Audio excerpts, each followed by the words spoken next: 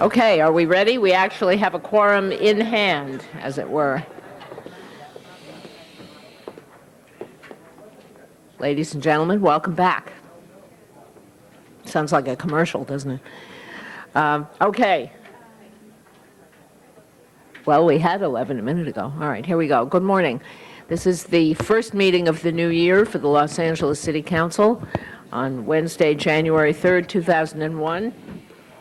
The council meets normally Tuesday, Wednesday, and Friday at 10 o'clock. We are being viewed on Channel 35. We're also available by council phone. We have 14 council members until the next election, and 11 of them are here. With that, Madam Clerk, call the roll and we'll pledge allegiance. Burnson, Chick, Fuhrer, Galanter, Hernandez, Holden, Miskowski, Pacheco, Padilla, Ridley, Thomas, Swarnich, Wax, Walters, Ferraro, 11 members present, a quorum, Madam President. Thank you. Would you all, for the beginning of the new year, please rise for the Pledge of Allegiance? And Mr. Burnson, would you like to lead us in the pledge? Where's the flag? It's still here. Oh, I can't see it. Yeah, it's hiding. Place your hand over my heart and repeat after me. I pledge Allegiance. to the flag of the United States of America and to the republic for which it stands, one nation, under God, indivisible, with liberty and justice for all. Thank you. All right. We're now ready for the next item. Approval of the minutes. Without objection, the minutes are approved.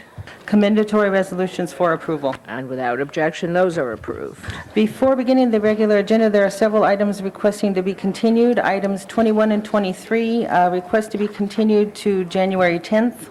All right. Those are continued.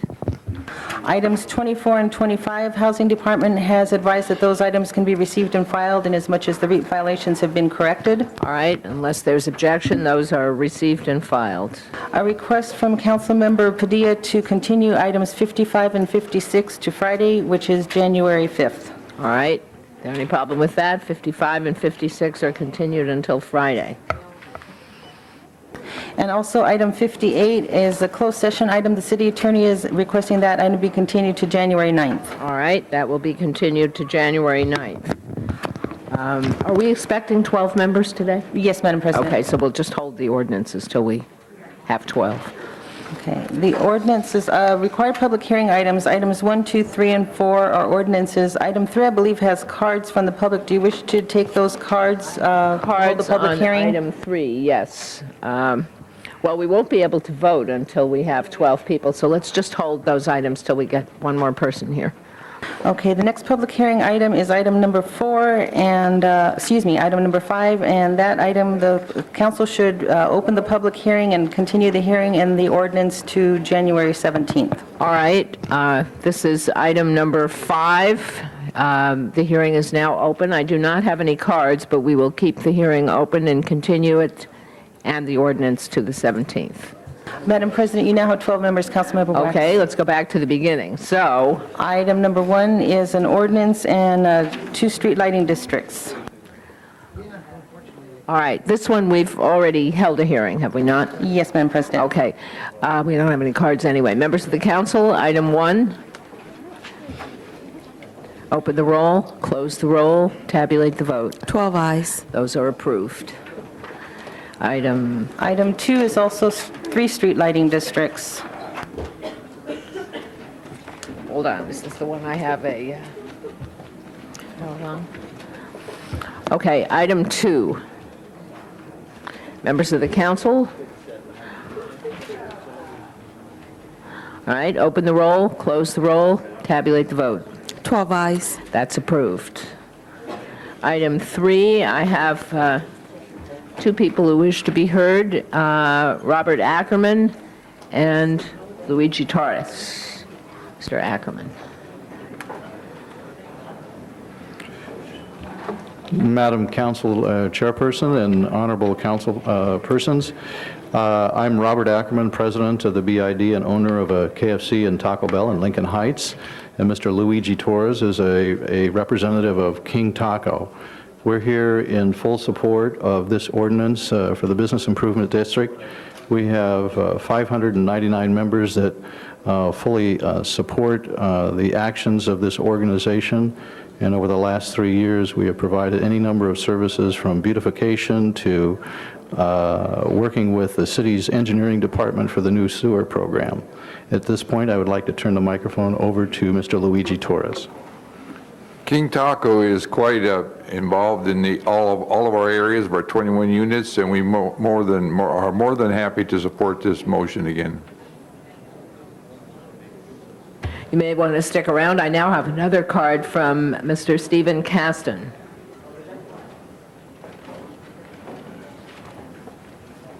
Here are the first two. Good morning, members of the City Council. My name is Steve Caston. I'm in business at 2718 North Broadway. Been in business in Lincoln Heights since 1968. I want to read a real short statement and turn in a petition with 33 names on it. Okay. Dear members of the City Council, I want to thank our Councilman Mike Hernandez for establishing our Business Improvement District in Lincoln Heights. I spoke to this council to advocate the formation of the Lincoln Heights Business Improvement District. However, I'm now here to ask you to not renew the Lincoln Heights BID. The reasons are as follows. One, the BID has now become an extra tax burden to our business community. We were originally led to believe that only our business license fees would be used to fund the BID. Two, we were led to believe that additional funding would be added to our business license fees, and these funds would be added to the BID budget. Three, there have been no visible improvements to the business community since the BID was formed. I have changed my mind about the BID and now feel that the BID has not helped our community at all. I therefore respectfully request that the BID not be renewed for the year of 2001.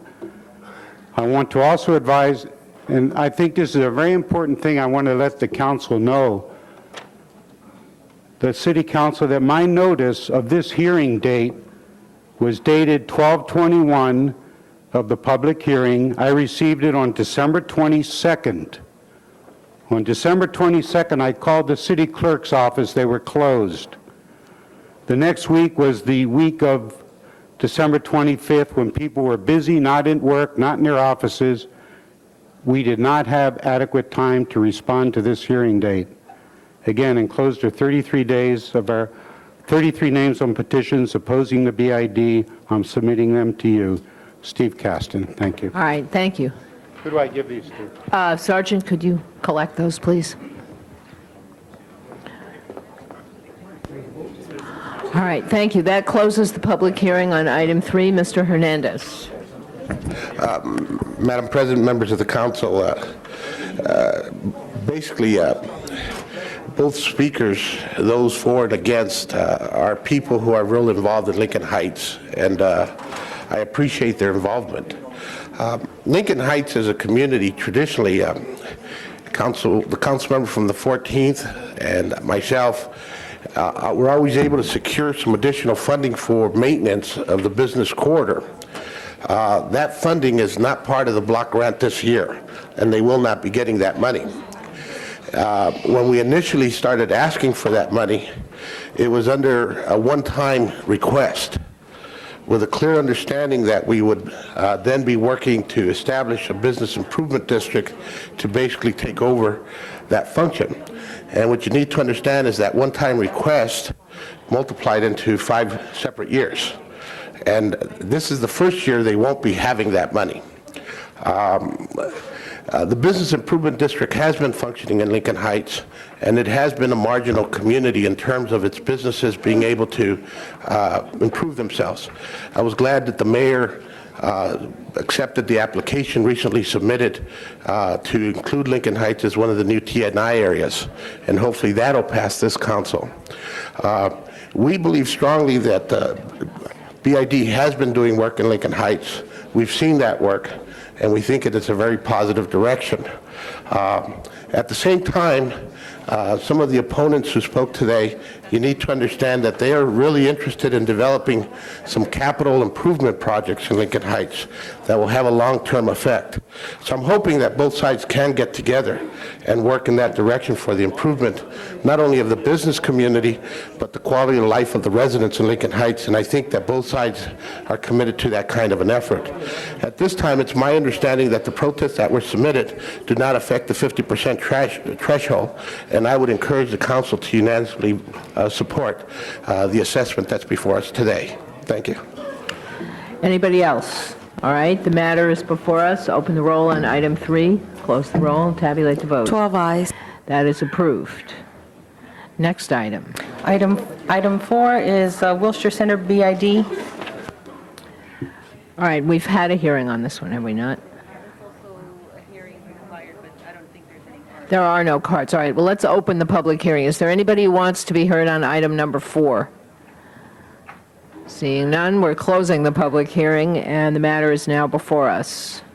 Members of the council? Okay, open the roll, close the roll, tabulate the vote. 12 eyes. That's approved.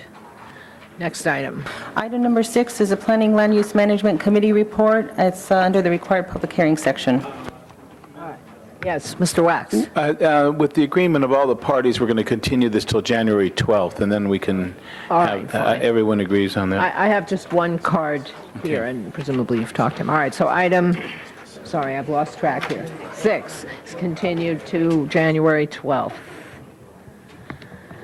Next item. Items for which public hearings have been held, items 7 through 14. All right. Items 7 through 14. Any specials, members of the council? Item 13, we need a motion. Anybody with me here? I'm sorry, what'd you say? All right, Mr. Fewer moves the budget and finance report. Items 7 through 14. Open the roll, close the roll, tabulate the vote. 12 eyes. Those are approved. Okay, next item. Items for which public hearings have not been held, items 15 through 56, 21, 23, 24, 25, and 55 and 56 have already been acted upon. So it's actually 15 through 54.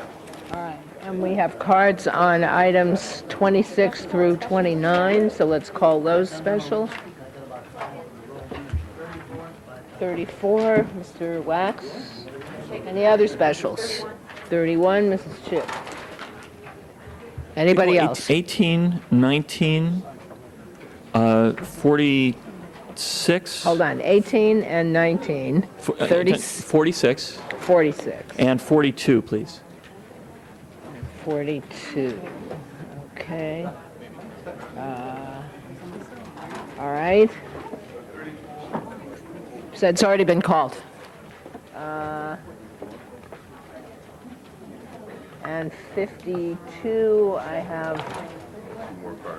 oh, that's 52 as well? Okay, let's call 52 special. Stick them right there. Yes, that's it, thanks. Okay, 52, we have cards on that one. All right, which leaves? Anybody else? Which leaves items 15 through 17, 20, 22, 30, 32, 33, 35 through 41, 43 through 45, 47 through 51, 53, and 54. Ready? Here we go. Open the roll. Close the roll. Tabulate the vote. 12 eyes. Goodness, those are approved.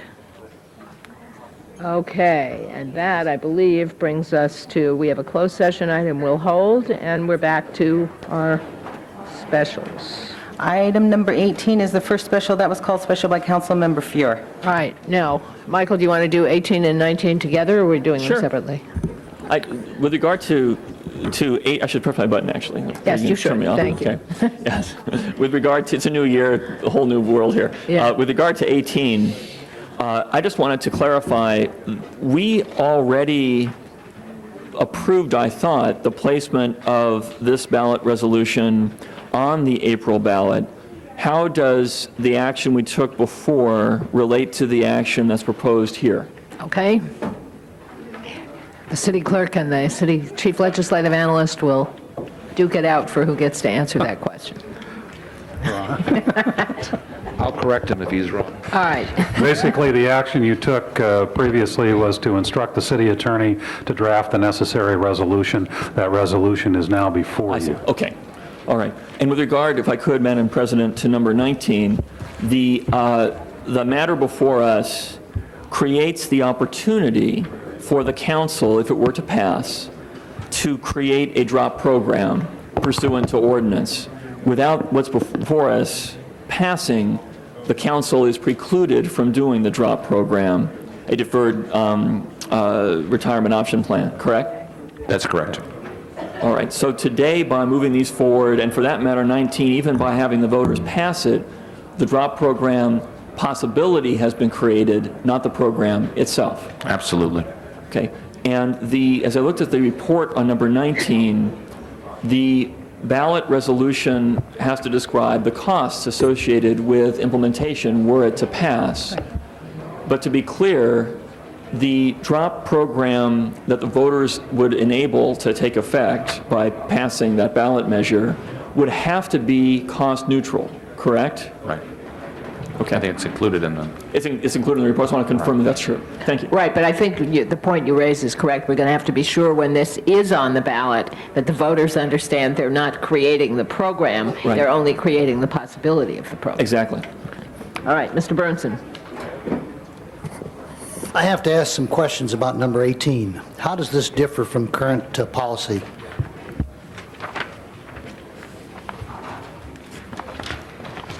Would you hold my time while they're answering, please? Yep.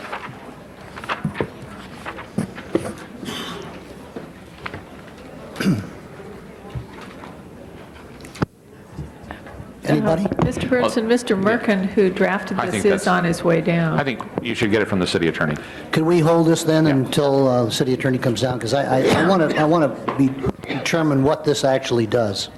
All right, that's on item 18. On item 18. So let's take the vote on item 19. There's no one else who wants to be heard, and we'll hold 18. All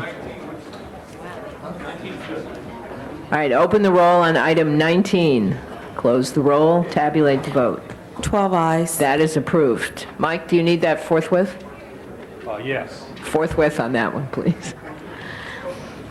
Okay, next item. Item 26, 27, 28, 29 have cards. All right, we have, Mr. Merkin is here. oh, all right, Mr. Merkin is here. Where is he?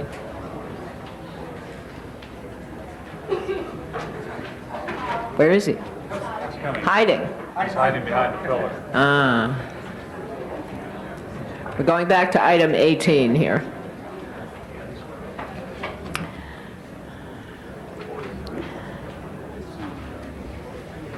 Okay, Mr. Burnson? Just wants to know what this does. Fred, maybe you can tell me what this does that's different from the current policy. I understand the league has signed off, but I'd like to hear also, what does this specifically do that's different from the current procedure? Yeah, there are several changes that are being brought about by this proposed amendment. One of the major changes, I think, is that under the current charter and for many decades, the defense of police officers who are sent to boards of rights has been a city responsibility, a police department responsibility. An officer had a right to pick another officer to represent him or her in defense. Under this proposal, that responsibility will now shift to the officer, become the officer's responsibility, no longer the city's responsibility. Now, part of the labor agreement here has been that if this measure passes, there will be a city subsidy to the Police Protective League to defray the expense. So that's a major change. Okay. Another change has to do with the statute of limitations. There's a provision in state law that establishes the statute of limitations that's a little bit different from the one under our charter. Our charter really has two limitations periods applicable to a police officer who's accused of discipline. Is it more or less than the state standard? This would be similar to the state standard.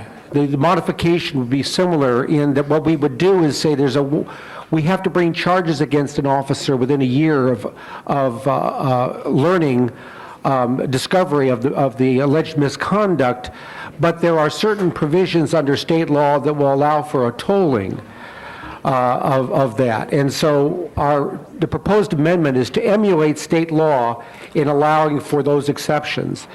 Sometimes the state law on tolling isn't so great. Ask me about it. There's some other changes. One has to do with the double jeopardy defense. Currently, there's a provision in the charter that says an officer may not be tried twice for the same offense. Yeah. And that is being eliminated by this particular charter amendment. But there is a provision, a labor agreement would be a part of this agreement where the department would not proceed against an officer unless there were newly discovered evidence. When you say double jeopardy, would that mean by a court of law or by a board of... It would be a Board of Rights. Board of Rights. That's right. So we're not talking about the ultimate last... Okay. And the concern there is what happens if you have... I understand the concern, as long as you clarified that, okay? Right. There's some other changes. There's, for example, there's currently the charter provides for days off in terms of calendar days. This would be, to use working days under the proposal. I was really more concerned about the aspects of the border, criminal actions and so forth. Do you want to say I just wanted to point out that the agreement that we have with the Protective League indicates that if they support this amendment for the length of the agreement with their MOU with us, we will provide them $6.5 million for defense of police officers. If there is a neutral position, no opposition, no support, that number is $4 million. Okay, I just want to make sure, I don't have a problem, I just want to make sure that we're not setting up another provision that's going to make it more undesirable for people to join the LAPD and to enforce the law, because with what has been happening today and what's reflected in the current news headlines today, 7% increase in crime, I think these things are directly attributable to the feeling of officers have that if they do their duty in the strictest sense, that they're going to possibly be brought up on charges or something. So I just want to make sure we don't throw any more roadblocks in the way of officers feeling comfortable to enforce the law and to feel like they're going to get an even break. But if the league is signed off and from the explanation, I'll be happy to support it. Thank you. Ms. Mizikowski. Thank you, Madam President. Just to refresh everybody's memory, this is something that had been agreed to and bargained when we went through the salary issue with the league last spring. But the most important thing is, as Mr. Merkin has put forward here, I think, is the issue of the allowing of tolling of time on criminal procedure, on a board of rights discipline and criminal procedures. And what we had found, unfortunately, through this last year, is that very often the department was pressured because they didn't have the ability to toll a time while the DA or other legal entities were investigating true criminal prosecution wrongdoing. The city's one-year time limit was potentially running out. So this allows that to be told, as it does emulate the state law. On the other hand, I think what Mr. Burnson was talking about in terms of concern about crime, that also relates to the concern about the morale in the department and the number of officers who are leaving.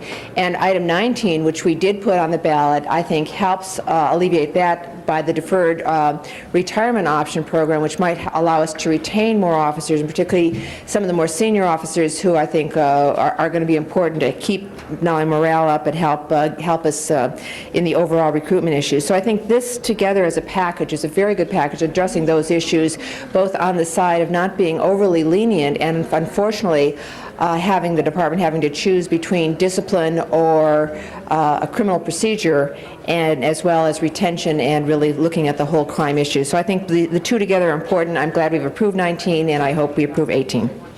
Mr. Burnson, one more question. The tolling thing, I need to clarify that a little more.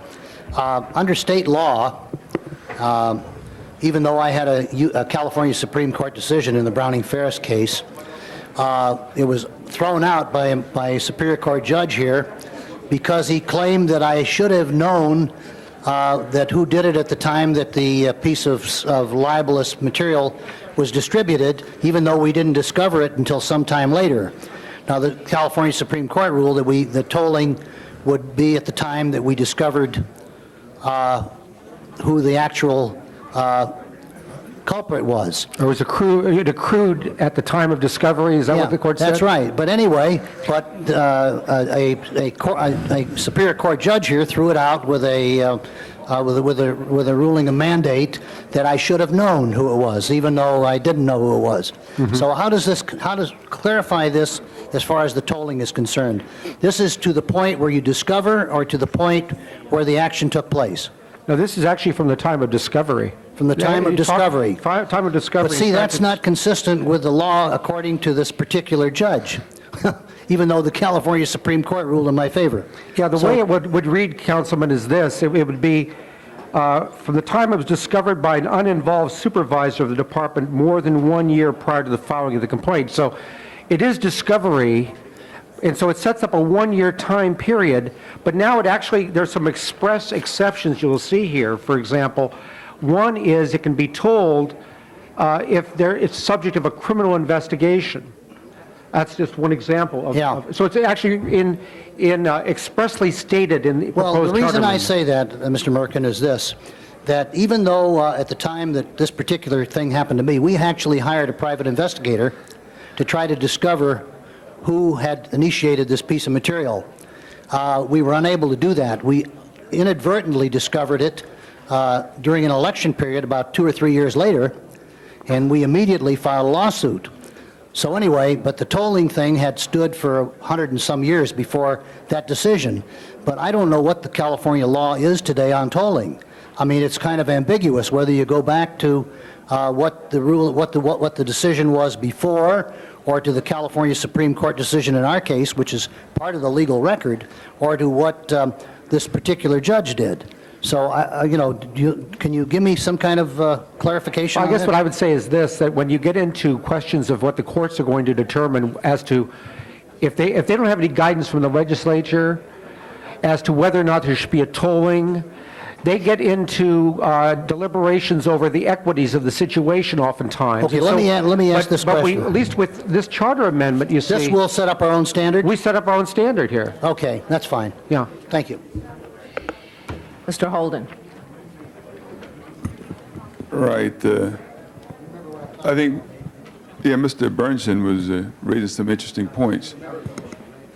And so my concern here also, notwithstanding the fact that the Protective League is saying they neutral on this measure, do you foresee then any organization or group of people saying that they're opposed to it, and if so, why? Actually, that's sort of beyond my purview. I really don't know. So there's nothing here that would suggest that this is so extraordinary in terms of the change that we're being put to the voters, that someone would step up and say, oh no, that's not fair, that's unconstitutional, that's an invasion of privacy, that's invasion of a person's rights, denying them due process without proper representation. Because what I'm saying, if it turns out that if they don't have proper representation, then of course that's the basis for another court action. A case in point, you can go to court, be tried, and then the plaintiff, the defendant will come back and say, well, I was not properly represented by counsel. Even though they had a counsel, my counsel was incompetent. And so I'm just wondering whether or not we're going to be heading down that road, and if so, would you tell us about it? Well, I should tell you, we think this is legal. In fact, the city attorney's office signed off on this. We approved as to legality. We know that. we think it's legal. You mean in all of its he's already aspects. signed off? Okay. we think it's lawful. If in fact there's a problem of representation, that this is not anything unique to police discipline. if in fact there's a problem of representation of a police officer. Are there specific cases like any kind of administrative problem or something minor? Does it have to be extremely serious? I don't have a report in front of me, so I can't tell you if it's like a felony, something they committed. No, this is essentially across the board. Across the board? We don't, in other words, what we have to bear in mind, the current situation is this. Police officers who are accused of misconduct are represented by other police officers. Right. And the city pays for that. And they're on city salary. When they do that, that's being changed here. Instead, the defense of that accused officer will now shift to the all accused right. officer. On that point, I think we don't want to cloud the issue too much. The votes seem to be unanimous, but if I were to wage an argument in opposition till I can have some real clarification, which I don't have time to obtain, I would say just in today's paper, they talked about crime going up, major crime, homicides, police afraid to police, they got handcuffs on them rather than on criminals. I think that we got to be very sensitive about what we're doing. If there's a bad cop, he should be dealt with. There's no doubt about it. I mean, I'll be the first one to say that. But we can't paint them all with the same brush and give the impression that this is such a bad situation within the police department that this is so necessary, therefore. Well, Mr. Holden, we've actually discussed this ad nauseum in the EERC. Oh, trying well, to resolve. I'm not a member of that committee. I know, that's why I'm providing you with a little information Thank here. you. And the concern is to do exactly what you just said, to be able, on the rare occasions when we do find a police officer who has committed a crime, the problem has been that the department's hands have been tied because of the time limits on their internal investigation and how the internal investigation coordinates Eats up the clock. with the Eats up the prosecution. clock. So this is basically a way of allowing the department to do what it needs to do when it needs to So clean it eats up the house. clock and avoid the statute. Is that what you're saying? Of limitation? Yeah, Yes. Currently. Yes. Currently, there is a clock. Thank you, Madam. That's difficult to deal Lawyers with. have trouble with one-word answers. Ms. Mizikowski. I pass. I just make the same All right. presentation you did. Thank you, Fred. All right, open the roll. On item 18 we are here. Close the roll, tabulate the vote. 12 ayes. That's approved forthwith on that. Okay, next item. Items 26 through 29 are items for which public hearings have not been held. Do you have cards from the public on the items? Yes, we do, and we're going to take these in order. These are all REAP resolutions. So we'll start with, actually, we have some people who want to speak on all of them. So we're going to call all of these, we'll vote on them separately, but we'll take all of the items and, now the cards are all mixed up here. Hold on, those are 52s. There we go. And I'll just call the speakers in the order in which I have the cards. So this is items 26, 27, 28, and 29. First, Mike Gaffani, then Richard Williamson, Virginia, I'm sorry, I can't read the last name, Fonseca? Not sure. Juana Gonzalez. So let's begin with Mr. Gaffney. Gaffney, whatever your name is. Over here by the microphone.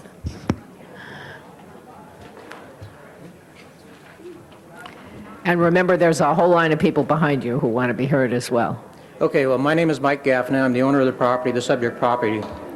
I guess from the factual standpoint, I purchased the property. It was subject to REAP at the time that I purchased the property. I began and made repairs over a period of time. In January of 1999, I contacted REAP to find out what I needed to do in order to have the property removed from REAP and have the escrow funds returned to me. An inspection was made in February. Excuse me one second. It's awfully noisy back here. Can you guys hold it down a little bit? I'm sorry. Go ahead. In February of 1999, Code Enforcement made an inspection, noted some minor violations. Those were repaired within the time limits established by Code Enforcement. They came out, re-inspected in May of 1999, said the case is closed. My request to have the have removed from REAP would be processed, and also that the escrow funds would be returned to me. It took quite a while in order for that process to go through. They told me it was somewhat of a lengthy process. I made several phone calls to the department, REAP department, over a period of time, and finally in June of 1999, in April of 2000, I received a letter from REAP stating that the property was removed from REAP. and that I contacted them by phone. They said that they would process my request for return of escrow funds. Additionally, there was 2 cases involved. The second case was removed from REAP in June of 2000. Again, I asked what was the status.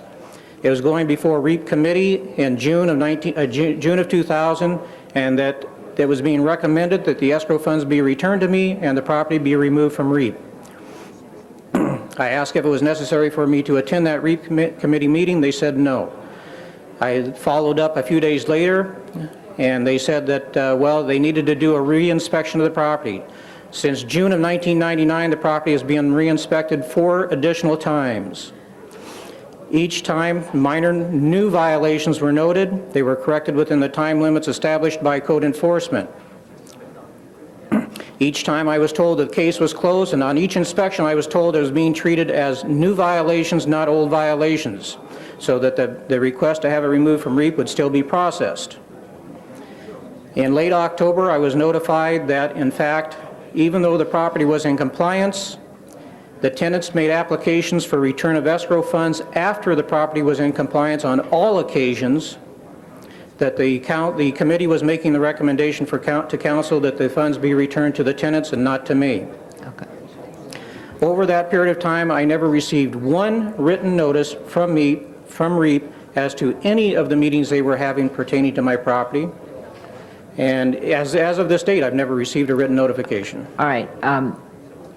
Can I ask you to let your attorney, who seems to be standing next to you, I'm sure he is. say whatever he needs to say as well?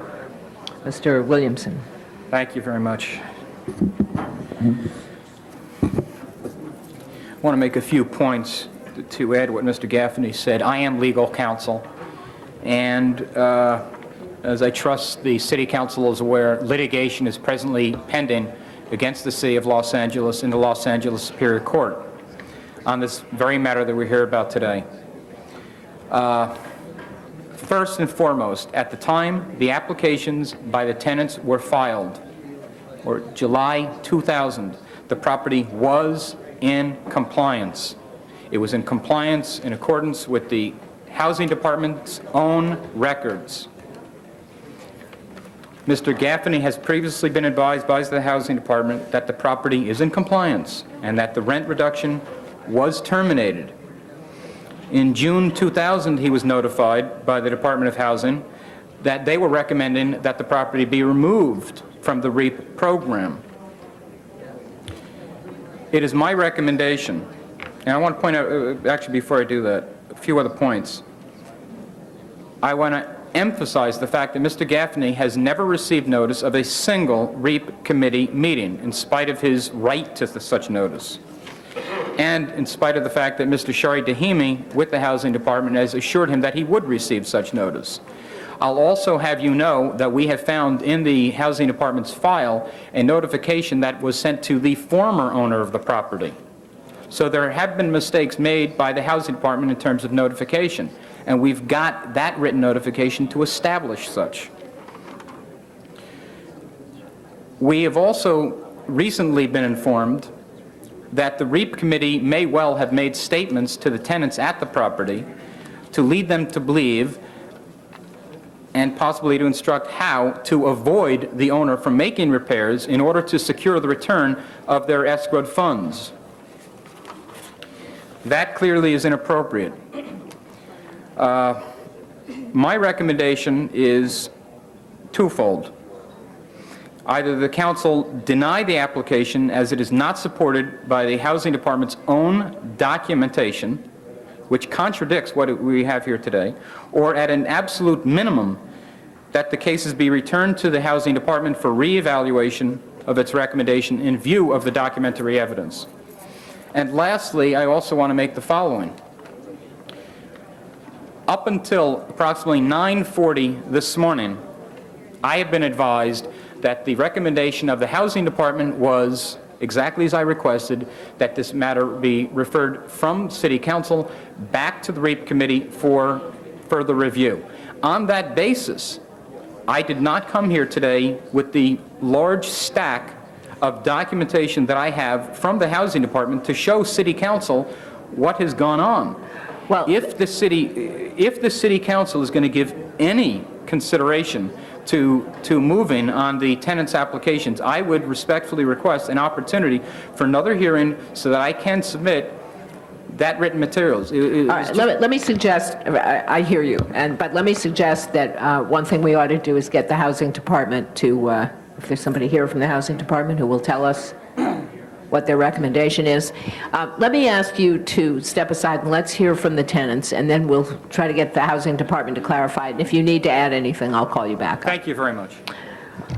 All right, have we got somebody here from the Housing Department, or can we get, yes, why don't you step forward and tell us briefly what is your recommendation? But I still am going to hear from the tenants, so don't give us all the history yet. Just tell us if your recommendation is as the attorney has stated or otherwise.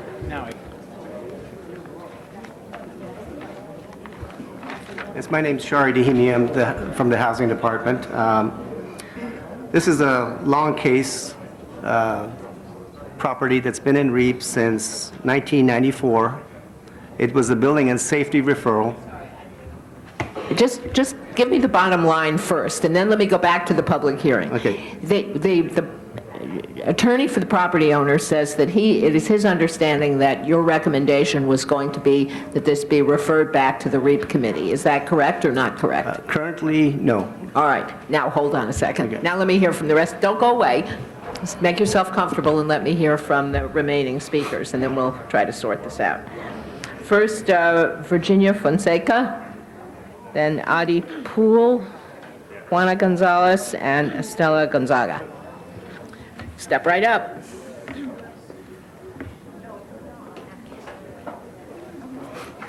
And yes. Hi, my name is Addie Poole, and the reason why I'm here today is because my question is this. I cannot understand how is my case is closed, and knowing we still got issues in the building. We have rats, we have all kind of stuff in the house, and also I still have problems with my kitchen and my bathroom. And so I cannot understand why all this stuff going. And the reason my question is this, why Mr. Gaffney, after 5 years, after somebody else tried to sue him, why he tried to patch the building? Because actually it's what they're doing. Patch the building. When the inspection go, they say, okay, the case is closed. But actually we do have a lot of issues in the building. And I don't understand why they said the case closed and then we still have issues and we still have problems. So I need an answer so I can know what we can do. I think that's very clear. All right, next. We'll try to get you some answers. Which of you would like to speak next? She don't speak. Okay. So we'll just, everybody has the same question, basically, Yes, right? and Okay. then they want to know why the case keep closed and open when we still have issues. I can see why you're frustrated. All right.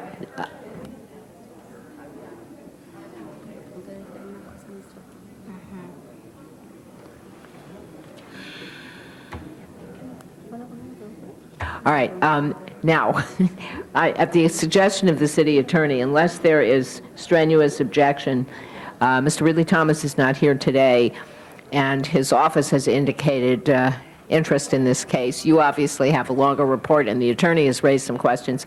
Our city attorney has recommended that we continue this until Friday, see if we can answer the tenants' questions, the owners' questions, the housing department's questions, at least enough for the council to take action. So unless I hear a strenuous objection, we're going to, the attorney has a strenuous objection. Let's let him. I don't have a strenuous objection to a I think this is continuance what you want. of the hearing. I do.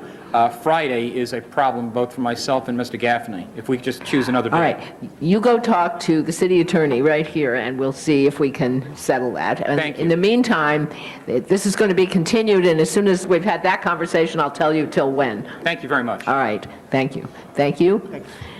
Next item, that was 26 through 29. Item 31, call special by Councilmember Chick. Ms. Chick. Ms. Chick. We're up to item 31. And please push the speaker button when you get there. Go. Thank you for your patience. Happy New Year, Madam Happy New President. Year. I am simply asking for this to be delayed, held over for 60 days. From committee, this item was to go to EERC, and it has not yet. So I think 60 days is an adequate time. It's scheduled. All right, for is there any- tomorrow.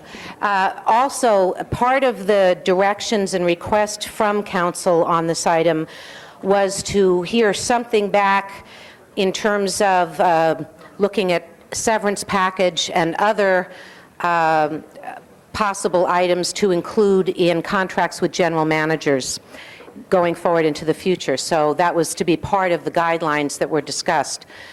So I'm requesting that that be included in what comes back to council. So if I understand you correctly, we want this continued for 60 days, during which time the EERC should review it. Yes, including Sounds reasonable to reviewing me. the severance package and other items that the committee recommended be looked at as possible items to be included in general managers' contract packages.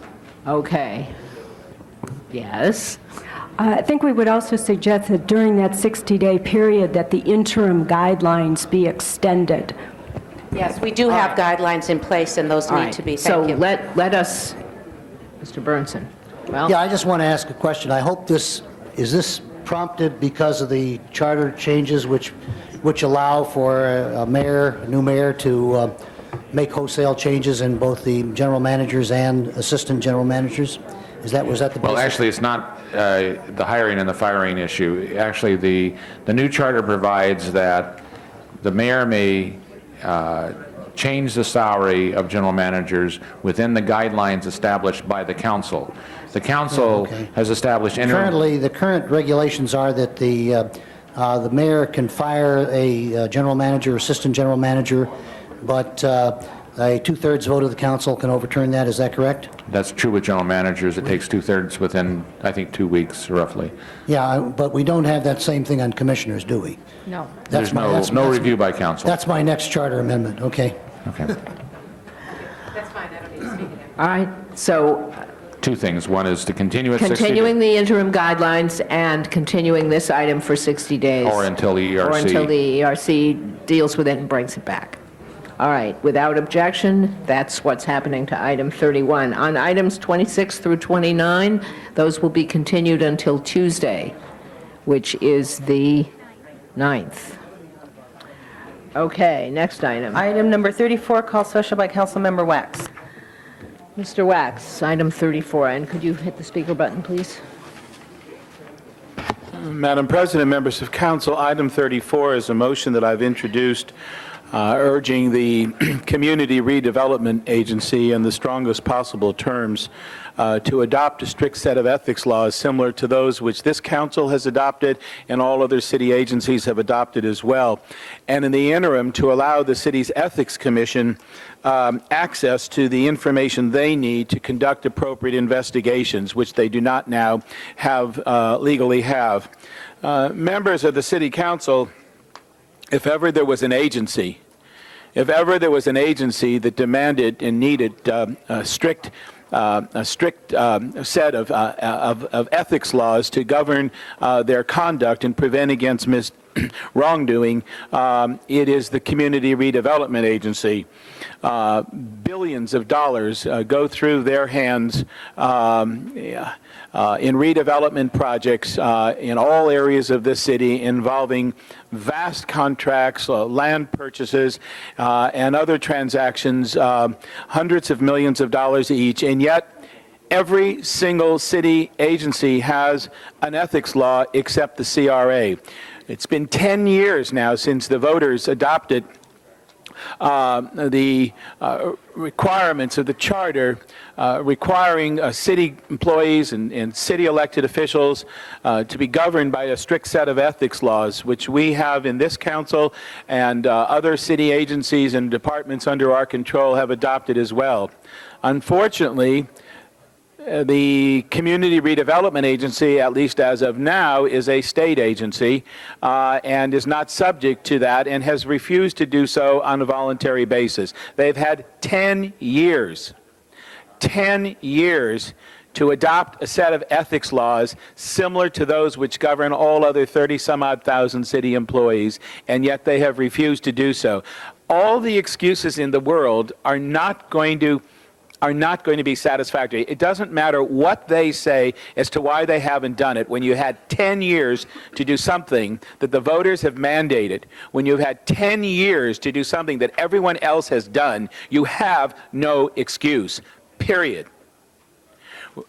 We have had just recently an incident in Hollywood where the CRA embarrassed itself and slapped really the taxpayers of the city in the face by buying a piece of land, twice the price of the appraised value, and then did after the transaction appraisal to somehow try and justify that.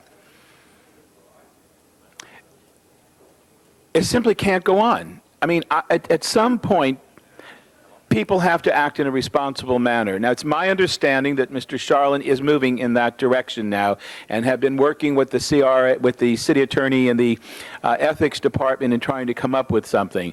Good.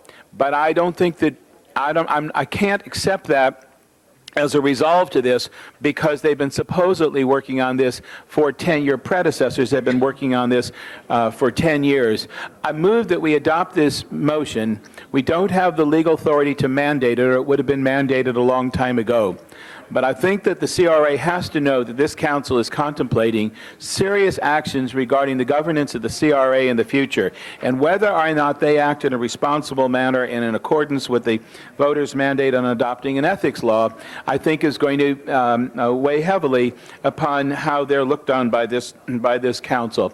And in the interim, the Ethics Commission has a right to have the same kind of access to the CRA that they would have to any other city department or your office or anyone else, and that they can do on a voluntary basis. And I'm, as a part of this motion, asking that permission be granted to the Ethics Commission in the interim while we get a final ordinance on this matter. So, Madam President, I would strongly urge the adoption of this. There just simply can't be any argument against this. Well, there's two more people who wish to be heard. I doubt that they're going to argue against it. Ms. Chick is next. Yes, first of all, I want to thank my colleague for bringing this forward, and I'm regretful that it, however we want to describe it, it's a request. We can't order it. I did want to ask, what is currently the Ethics Commission's ability to investigate complaints or allegations within the CRA under the current situation, and what needs to be done to give the Ethics Commission the same ability and access it has with other city departments and entities within the CRA? Is it the adoption, is it contained in this motion? Is there a specific step? I could not agree more, before you respond, that this step is long overdue. It's a black mark for the city of LA that basically can stand so tall and proud for having a model ethics ordinance and both implementation and oversight and enforcement program. To me, it's totally unacceptable to have any part of the city that's not included.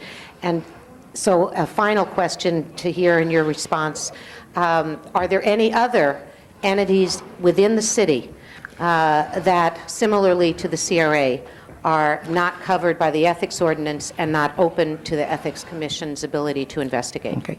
The Ethics Commission currently does not have the authority to investigate or punish violations of our ethics ordinance with regard to officials and employees of the CRA, because the CRA is a state agency, it's an independent state agency. It has a connection with the city. Our ordinance says that they're subject to the ordinance. When we approved the ordinances to form in legality 8 years ago, we advised the council that our approval as to form in legality was dependent on the understanding that the board of the CRA would approve a set of rules that's identical to the rules in our ordinance. The council at the time requested that they do that.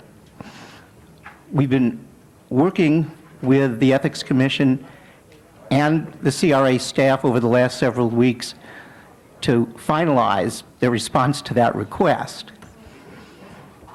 And from what we've been told, their director is going, their administrator is going to bring that to their board, and the expectation is that their board is going to adopt it. We need their approval. We need their consent.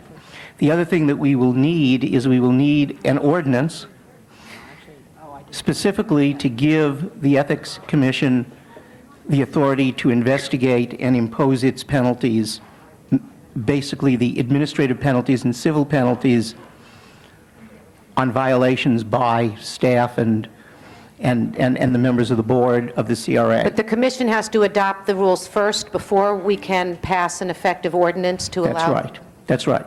Okay, what is the timeline? I know Mr. Charlin is in the room. What is the timeline for this to be presented to the commission? A realistic timeline when we can see the response to this motion? We expect we should be able to get before our commission by mid-February. Mid-February? Why would it take until mid-February? Isn't it exactly the same guidelines as are already written in the ethics ordinance? And according to Mr. Wax, this has been going on for 8 to 10 years. Well, I learned about this approximately a month and a half ago. No, I do understand that, Mr. Charlin, but isn't there something that could be immediately? Our staff has been working on this with the Ethics Committee. There are certain minor adjustments that need to be made. I think we're very far along.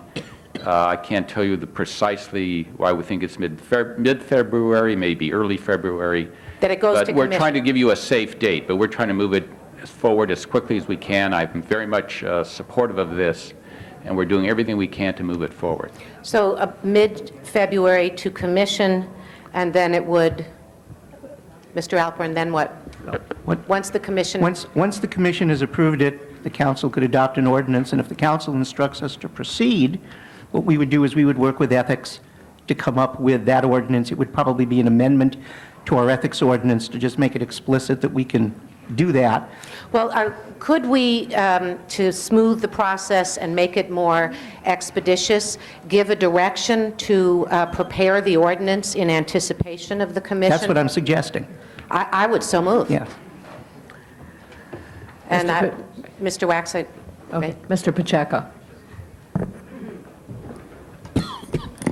Madam President and colleagues, I was just asking my colleague, Ms. Miskowski, actually, who's complaining about this other than Mr. Wax, because it seems that the stakeholders or the parties involved who would be drafting this ordinance have been working diligently, the Ethics Commission, the City Attorney's Office, and Mr. Charlin, to make this happen. Well, Mr. Charlin's been working on this very hard, and as you know, Mr. Charlin was brought in to clean up the agency, and I'm surprised that he's even gotten this far, considering the amount of work that we've demanded from him in the short period of time he's been here, considering he's put together a very good budget for the agency that we can now all understand and read, and has worked very hard to discover the potential criminal conduct of some of his predecessors' administration. I'm surprised you've actually gotten this far on this issue, Mr. Charlin. So can you give us an idea of how we can expedite this and satisfy Mr. Wax, because as you know, we do want to satisfy Mr. Wax's concern. Well, again, what I need to tell you is that we have spent many hours, our staff has spent many hours on these matters. We've met with the Ethics Commission at the highest levels. We have a draft that is near final form. And so we expect to, move this forward just, as quickly as we possibly can. It could be as early as earlier in January, but I'm worried about setting some date and missing it. I'm told by my staff, most likely February 1st, outside February 15th to get it to our commission. Is there someone here from the Ethics Commission? Yes. Who are you? I'm Leanne Pelham. I'm the interim executive director. Okay. Now, do you feel that things are moving too slowly for the work you're trying to accomplish? No, or? thank you. Thank you for the question. I am very pleased that, and the Commission's very pleased that Mr. Charlin and his staff have expressed a strong interest in ensuring that the ethics ordinance provisions can apply across the board to everybody who's working in the city, and that its provisions can be enforced firmly and fairly. So we're very supportive of the work that they're doing, and we've met with them several times and had many phone conversations with them. So we're very pleased with there's no no disagreement about the need to apply the ethics provisions to the CRA staff and its board as an agency. One of the recommendations that we would have is that in directing the city attorney to look at ensuring that the enforcement provisions are extended appropriately to that agency, that we would urge the council to request that all enforcement provisions, civil, criminal, and administrative, apply. So that's something I think the city attorney's office, we would encourage to take a look at. That would be something we would encourage the motion to include. Our suggestion on that would be that our research 8 years ago was that we think that we could impose our civil and administrative penalties, some real doubt about our ability to impose criminal penalties on this for CRA employees. My suggestion is let's proceed now without the criminal penalties. You can instruct us to research that issue, and then we'll come back to you later on that, so we won't have to wait for that research. We could proceed on the other. Okay, so at this point, I'm comfortable adopting the ordinance at this point, just to remind everyone that the issue is before us, but I believe that the parties involved who would be drafting a good ordinance have been working diligently on this, so I want to commend all of you for working hard on moving forward on this whole area of having the CRA employees under some sort of ethics guidelines. So, Mr. Hernandez. If I read the board right, it says urge CRA board commissioners to adopt. Is that correct? And if I heard Mr. Halpin correctly, he said that we urged the CRA board to adopt these provisions 8 years ago. Is that correct? Correct. So nothing's changed. Mr. Charlin, how long... Well, the commissioners have. Well, yes, but then so have the executive directors. Yeah, that's true. Mr. Charlin, are you permanent? No. How long have you been temporary? Almost a year and a half. A year and a half. Now, members, do we actually think it's going to happen soon? Now, when I asked that question, I know that Mr. Wax was one of the members of the council. There was a period when we were talking about exerting jurisdiction over CRA and basically becoming the CRA board on a temporary basis so that we could go through the transition of basically consolidating economic development as an agency for the city of Los Angeles. And we felt that the tools that the CRA had were important to that mechanism. At that time, Mr. Wax wanted to make sure we had an arm's length relationship from CRA. And I kind of bring that up because it's like we want our cake, but at the same time, we want all of it, but we don't want to have to eat it because we're concerned about our weight. The reality is, we are not in a position to tell CRA what to do. We're not in a position to basically run that agency. And we've made a conscious decision not to be in that position up to this date. I'm just reminding us all, because what we're doing today is no different than what we did 8 years ago. We might have a different commission, and we might have a different acting executive director of the CRA. Our reality is we can't force them to do it. And even though Mr. Pacheco might feel that it's going to get done, I just want to remind him that I've gone through Mr. Avila, Mr. Malloy, I've gone through several boards, and this seems to be a no-brainer. And for some reason it hasn't happened. I think that we should ask that there be a report back to us at the end of February as to the status of this report, and that report be a basis for our decision as to whether we want to exert jurisdiction over CRA on an ongoing basis so that we can make some fundamental changes to the agency. Hopefully we can get that done within the next 177 days, which is the time frame I have left. But I think we need to have some kind of a gun that gets CRA to understand that this council would like them to have some provisions that holds them accountable just as much as we are held accountable. And that would be my motion, Madam Chair, that it be brought back to us in February with a clear understanding as to if they've implemented them or not. Thank you. Mr. Holden. Personally, I think that a lot of this discussion on this issue perhaps should have been held at the committee level. And with that, I think that this Rule 16 should probably go to committee, and based on just Mr. Hernandez's comments. I certainly think we should impose some of the requirements, ethics requirements, not only just with CRA, but throughout the city, but others, you know, about seeking employment elsewhere. These kind of jobs where people are prohibited from doing work for another year of a sort that's maybe have any city relations. I think that we have to go through and really analyze it much more carefully without denying a person an opportunity to be gainfully employed in some categories. What's elected officials impose upon themselves, so be it, and that's okay, they can do that.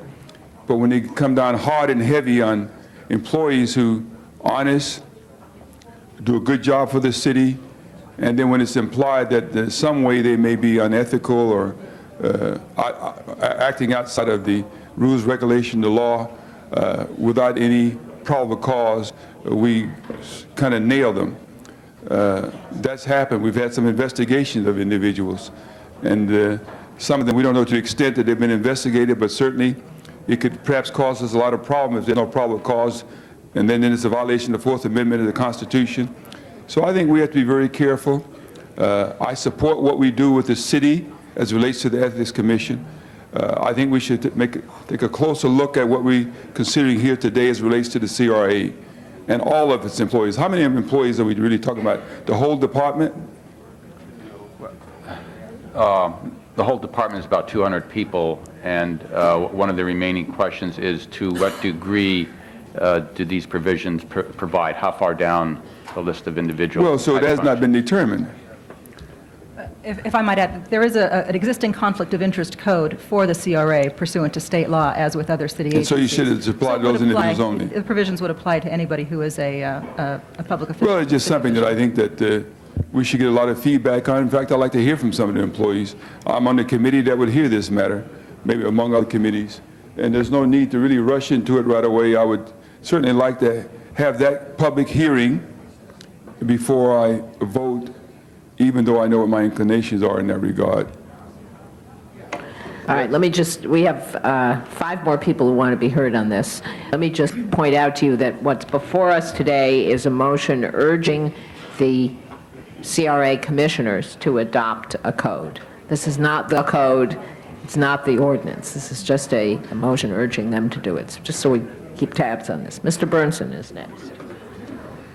Yeah, I just want to ask a couple questions. I don't have a problem with this, and I think it's long overdue, but it seems to me that the type of functions that would be necessary for the CRA would be a lot different than some of the functions that would be involved with the city council or some of our city staff, because a lot of the particular activities of the CRA involve land acquisition, sales, and things of that nature. Would the Ethics Commission be prepared to look at these particular transactions as take place? We have talked with the CRA staff and Mr. Charlin about the nature of the work that they do. And as you'll recall, the ethics ordinance does set out things like gift limitations, travel restrictions, and misuse of authority provisions as well. So Yeah. I think in our view, it applies broadly to those individuals as I don't well. have a problem with that. I think that, you know, that you're very well prepared to cover those aspects of it because you're doing it now. But there are some additional things that involve CRA activities that may need some additional expansion of your department in order to, for example, expertise in real estate transactions and things of that nature, which there have been some questions on in the past. In fact, recently. So hopefully, if we move forward with this, and I am going to support it, I think that perhaps we ought to also look at what's going to be needed. You should be looking at what you're going to need in order to fully oversee this department. Ms. Mizikowski. Thank you. I appreciate that the CRA and the Ethics Commission have been working on this as it came to Mr. Charlin's attention. But I like Mr. Wax, share the frustration, the outrage, really, that it's taken this long. And I'm a bit disappointed when I hear the staffs who are here today say that they've spent hours working on this. This is a no-brainer. We have a city ethics ordinance that applies to 30,000 city employees who, under Board of Public Works, are involved in condemnation of property, the city attorney's office involved in condemnation of property, the planning department involved in very delicate, sensitive land use issues. We have this experience. It doesn't take hours and hours and hours to recreate this. If this ordinance needs to be tweaked, if guidelines need to be changed as they might apply, fine. Adopt the ordinance that we have that has worked for 8 years, that applies to 30,000 city employees, and then look and see if there's some guidelines that need to be modified. We don't need to spend hours and hours and hours of valuable staff time on this. It's just, put it out there. Every city employee gets notice from the City Ethics Commission, gets the guidelines, gets the information, gets the forms to fill out, gets assistance in terms of if there are questions. It doesn't need to be reinvented. It's there. And I don't think it needs to take hours and hours and weeks to get it. If there's going to be resistance, let's hear about it. Put it on your agenda, put it on our agenda, and let's see folks come and say what is good enough for 30,000 other city employees shouldn't apply to us. I don't think you're going to see too many protests, and I'd really like to see them come forward and say why. So let's just do it and not talk about taking this time to go over what has worked for 8 years, what was tested legally, is now official, and is something that does work, can work, and should work, and is appalling that 8 years ago when we did adopt it and said it should apply to CRA and gave them the guidelines to do it then, that it got dropped for 8 years. Mr. Fewer. I move the question. Mr. Fewer has moved the previous question. No? I know. I have 3 more people who have already spoken. Ms. Chick wants to, I want to clarify what motions we have on the table before we go anywhere anyway. Hold on. We have the original motion by Ms. Sachs. We had an amendment, which I forgot, that you made. And I actually wanted to have Mr. Alperin. Just say what it was. It was an amendment directing the city attorney to draft, to begin working on the ordinance. I'll include that in my motion. Okay, so that's now included. Mr. Holden, did you move to send it to committee? Or you were just thinking about it? Forget it. No, okay, that's all the motions I'm aware of. I had a motion to... Your motion was... For them to report back to the full To council. report back to the full At the end of council. February. All right, As and- to the progress. Mr. Wax, you want to incorporate as well? Well, then they can report that they had it done. That's 60 days from now. Let's Yeah. do it. Yeah, well, right, okay. So I'll assume that's a yes. All right. So we now have the motion, the original motion with 2 amendments. And do we need a vote on the previous question? All right, open the roll on the previous question. Close the roll, tabulate the vote.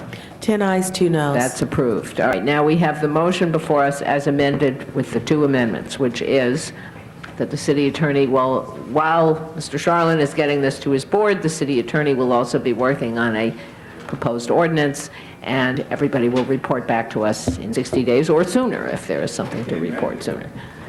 All right, open the roll, close the roll, tabulate the vote. 12 ayes. That's approved. I guess we better do that forthwith so that we'll get out of here. Mr. Holden, what's the problem? I believe you're recorded as a yes, like everybody else. Starting the new year off with a bang. We'll remember this one. All right, next item. Item 42, called social by Councilmember Fewer. All right, Mr. Fewer. Thank you, Madam President. Item 42. Hit the speaker button. Oh, yeah. How soon I forget, huh? Yes. Go ahead. Thanks.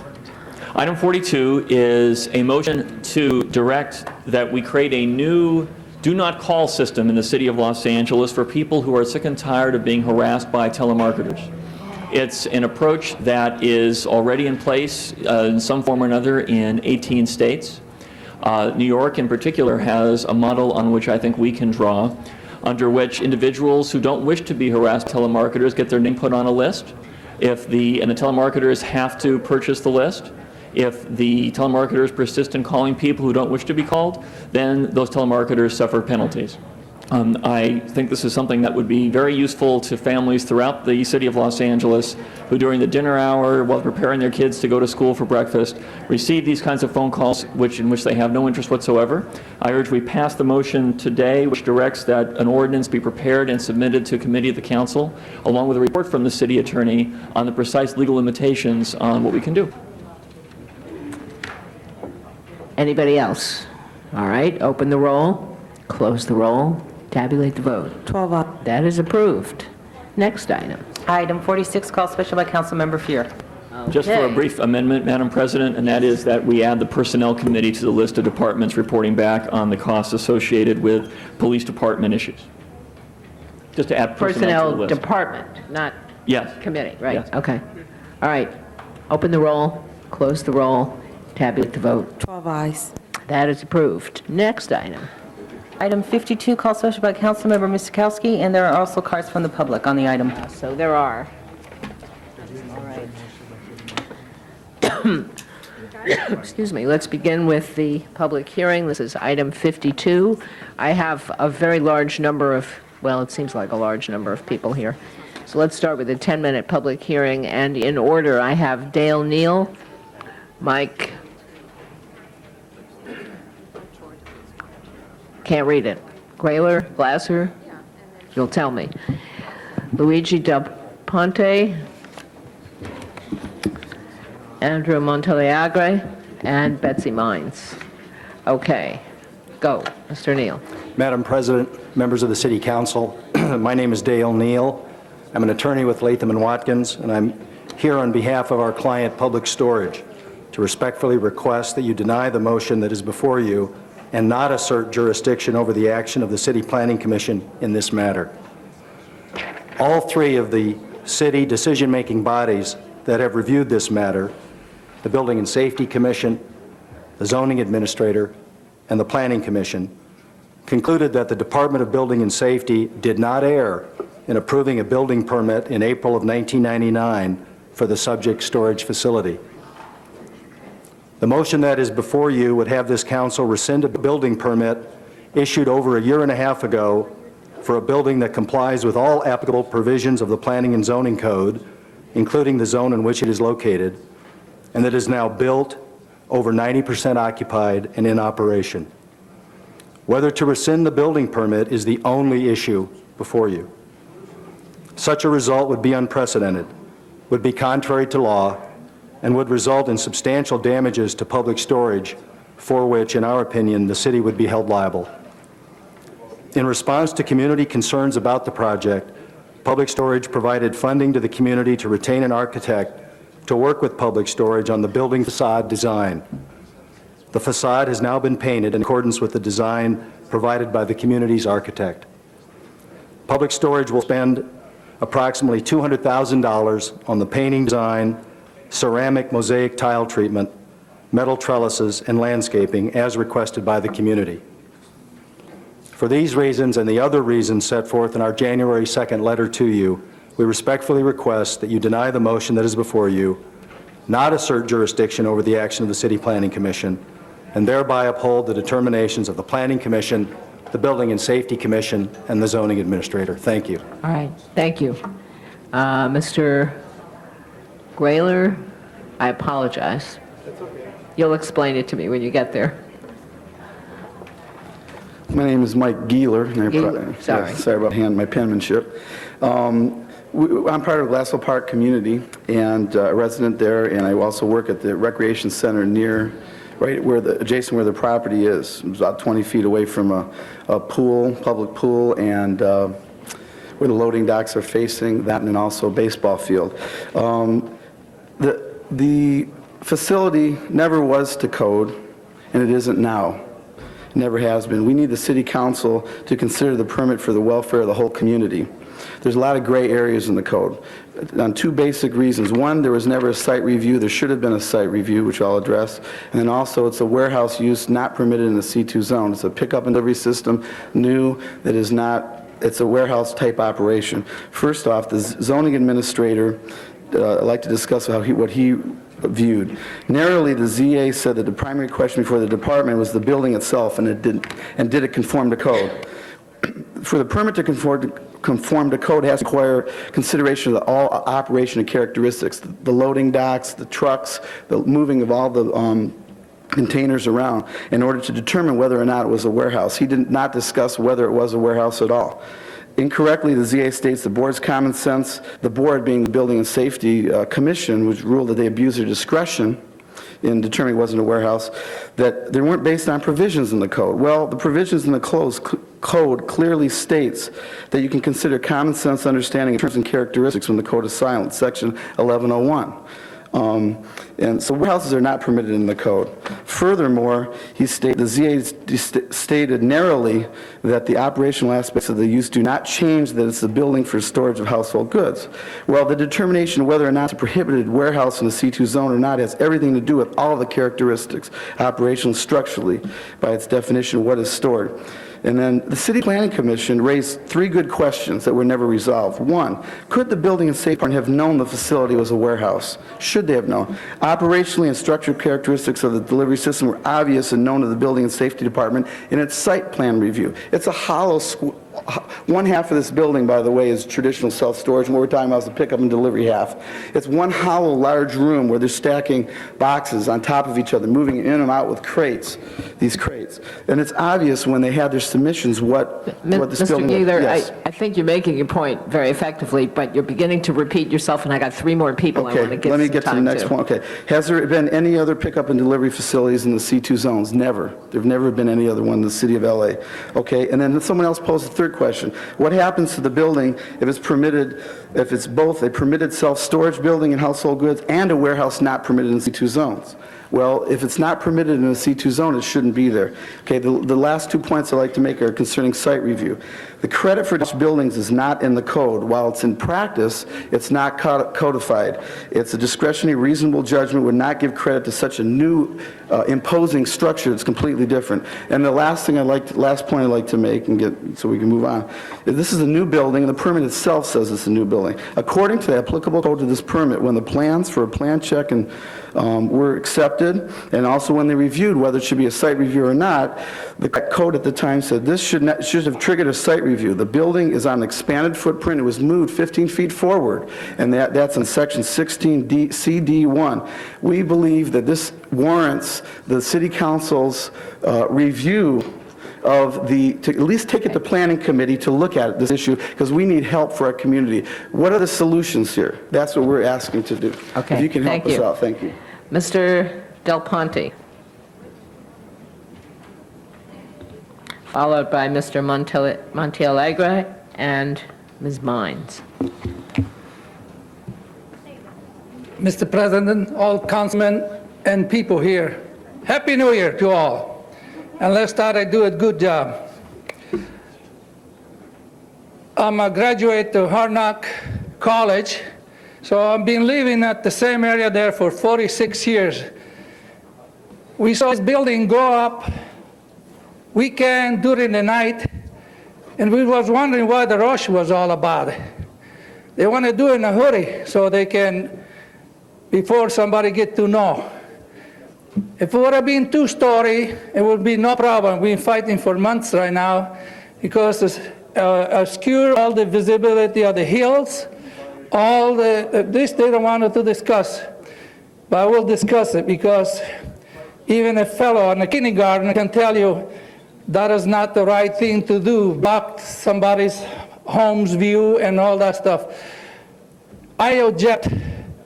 They can use it as storage. They can use it, but not for the warehouse. They plan, the area code in here planned, and they downgraded 3 times. They spent millions. I'm being here and I know the story. So they downgraded all of us, my property from R3 to R1, whatever. And they upgraded this because they don't live in the area. I live in this area and I have the right to propose against it or for it. I think our councilman has been undermined by the commissioner. The commissioner doesn't live in the area, we live here. So why are they commanding in our home? We supposed to say the words of where we live and where we are surrounded, not the commissioner which live in Cucamonga, San Diego, someplace. You, the councilman, had the words, not the commissioner. Thank you. I support, if you support me, you know what I'm trying to say. I do, thank you. You've been quite clear about it. Mr. Montealegre.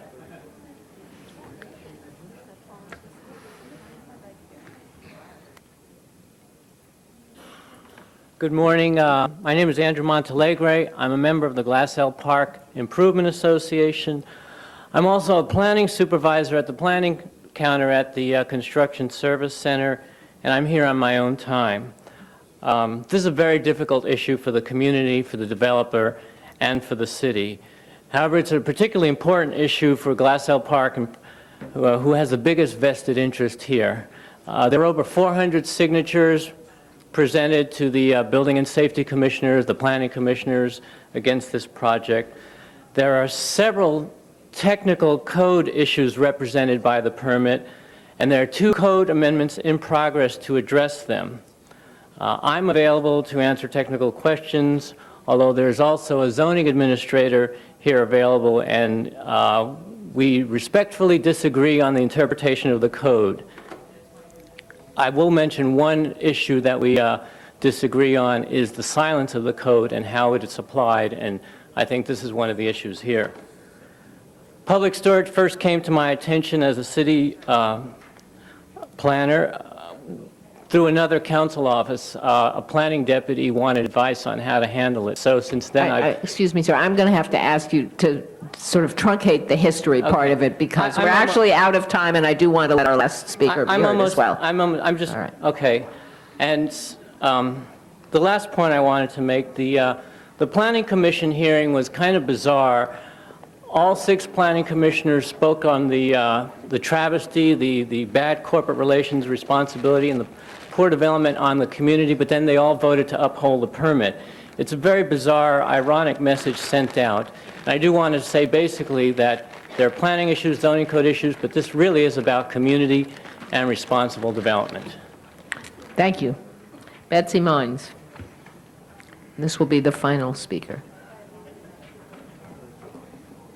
Good morning. Good morning. I'm Betsy Mines. I'm the president-elect of the Glassell Park Improvement Association. And what I wanted to point out, since you have the letter before you from Latham and Watkins about the decision of the Planning Commission, is what Andy just spoke to. The commissioners did vote as they voted. However, the implication in the letter was that they did so with some degree of enthusiasm, whereas what they actually said was, Commissioner Landau said the residents were screwed. Commissioner Menzer said, you people, meaning the city, goofed. Commissioner Schnabel said, this was a lousy business decision. And the chairman, Peter Wheel, said to Public Storage, you made no friends today on the Planning Commission, and to our community, he said, I encourage you to pursue your other options. Ladies and gentlemen, our other option is the City Council. Public Storage is a multi-million-dollar corporation. The $3 million that they're crying about having spent on this building to date is a very small portion of their income. However, the homeowners in that area have all of their income invested in their homes, in their property, and they do not have other choices, other sites, other options to just go build their home somewhere else or restore their view. So we urge you to send this issue to the Plum Committee. Thank you. Thank you. That closes the public hearing. We'll hear first from Mr. Hernandez. Members of the council, I rise before you as a council member who also represents the community of Glassell Park, not particularly this site, but the residents. And you need to understand that my district, as well as Councilmember Pacheco's district, as well as Councilmember Goldberg's district, represent that community. Now, I mention that because it means it's a boundary to all our communities. And sorry to say that this particular community is at this time asking for a voice on the City Council, when Councilmember Goldberg is no longer here to be that voice, and there's an absence. And so we're going to be making a decision in that absence. And we feel that maybe because there's no voice there, we don't have that responsibility. And I'm here to remind you that we do. You see, when they talk about going to the full council, I think it's the council's decision as to how to deal with land use matters. We have commissions and we have boards established to review those land use matters. This particular matter has been a position that Councilmember Goldberg opposed from inception. I am asking that we exert jurisdiction, not because we're going to revoke the permit, but because we need to review the site plan and make sure there's some protection and some implementation of the agreements with the residents. And we should look at the conditions that are being imposed for purposes of operation of this public storage facility, and whether it's used for warehousing or not. That is the least we can do in fulfilling our responsibility to the citizens of Los Angeles that go beyond our own constituents. When that process is done, I think that the project that will be before us will be a better project. And I think that the agreements that are resolved between the developer and the community, although not perfect, will create a greater understanding. I just ask us to fulfill our responsibility in this regard, to be able to take this issue to the Planning Land Use Committee for review, to look at the conditions imposed in operation, and at the same time, make sure that the site plan complies with the agreements that initially were made with the community. And so the intention of this council member is not to revoke a permit, and I have to say that up front to the community. I don't think we could do that legally. But it is to give the community greater jurisdiction over the operation and a greater understanding over how that operation is going to happen, and at the same time to review the site plan for compliance. This community deserves to have a vote by this council, and I urge you to do that today. Mr. Burnson. My main problem with this, and I certainly can understand the community feelings about the particular project, because I remember how Ms. Goldberg felt about it. But unfortunately, a permit was issued, the building is already built, the business has been actually in business for several months now, and I don't believe that we can legally withdraw a permit, which I think is what is before us. Is that correct? Let me ask the city attorney. Hold my time, would you please, while they get an answer for me? Yes, you can't legally withdraw the permit. But we can... Wait just a second, But Mr. Hernandez. but Mr. Burnson, that's not what is actually before What is you. before us? What actions do we have? What alternatives do we have? I think Ms. Poindexter is going to go to the center table. I'd like to know what alternatives we have, and so that where we can go, that we can, without getting the city in trouble. I think we'd all like to know that. We've all had problems with permits being issued. Gwen Poindexter, Assistant City Attorney. With me is Dave Kapashima, the zoning administrator. I was at the Planning Commission acting as a city advisor, so maybe I can assist. What was before the City Planning Commission and what would be before the council should it decide to assert jurisdiction would be simply the appeal that was heard before the zoning administrator. So you would be limited to either grant the appeal or to But even if deny the appeal were granted, what then? The permit and the building are already there. Correct. It would be up Now, to let me ask another couple of questions. If in fact, as stated by some of the witnesses here, that the construction was not in conformance with the site plan, or with agreements were made with the community, which are legal agreements, what recourse do we have as far as enforcement from a building and safety point of view, rather than revoking a permit? Are there other remedies available to us? The basic question before you would be whether building and safety erred in issuing the permit. The operational aspects, the agreements, subsequent agreements with the community, I believe would have to fall under a notice to comply action by building and safety and resolved through that process. Okay, so what I'm hearing, maybe I didn't hear it all, but what I'm hearing is that there was a difference of what was built and the use as to what was provided in the approval and the site plan review. Is that correct or not correct? No, That's not correct. I believe That's an allegation. First of all, for clarification, there was no site plan review because the city determined that site plan review was not necessary. Okay, so what we heard was not accurate. So that was merely an allegation. Correct. Okay, so what position does this put the city in if in fact we rule that building and safety erred in issuing this permit? Does that make us culpable? Not automatically, because the Department of Building and Safety has to make a determination by exercising its discretionary authority as to what they wish to do with that decision.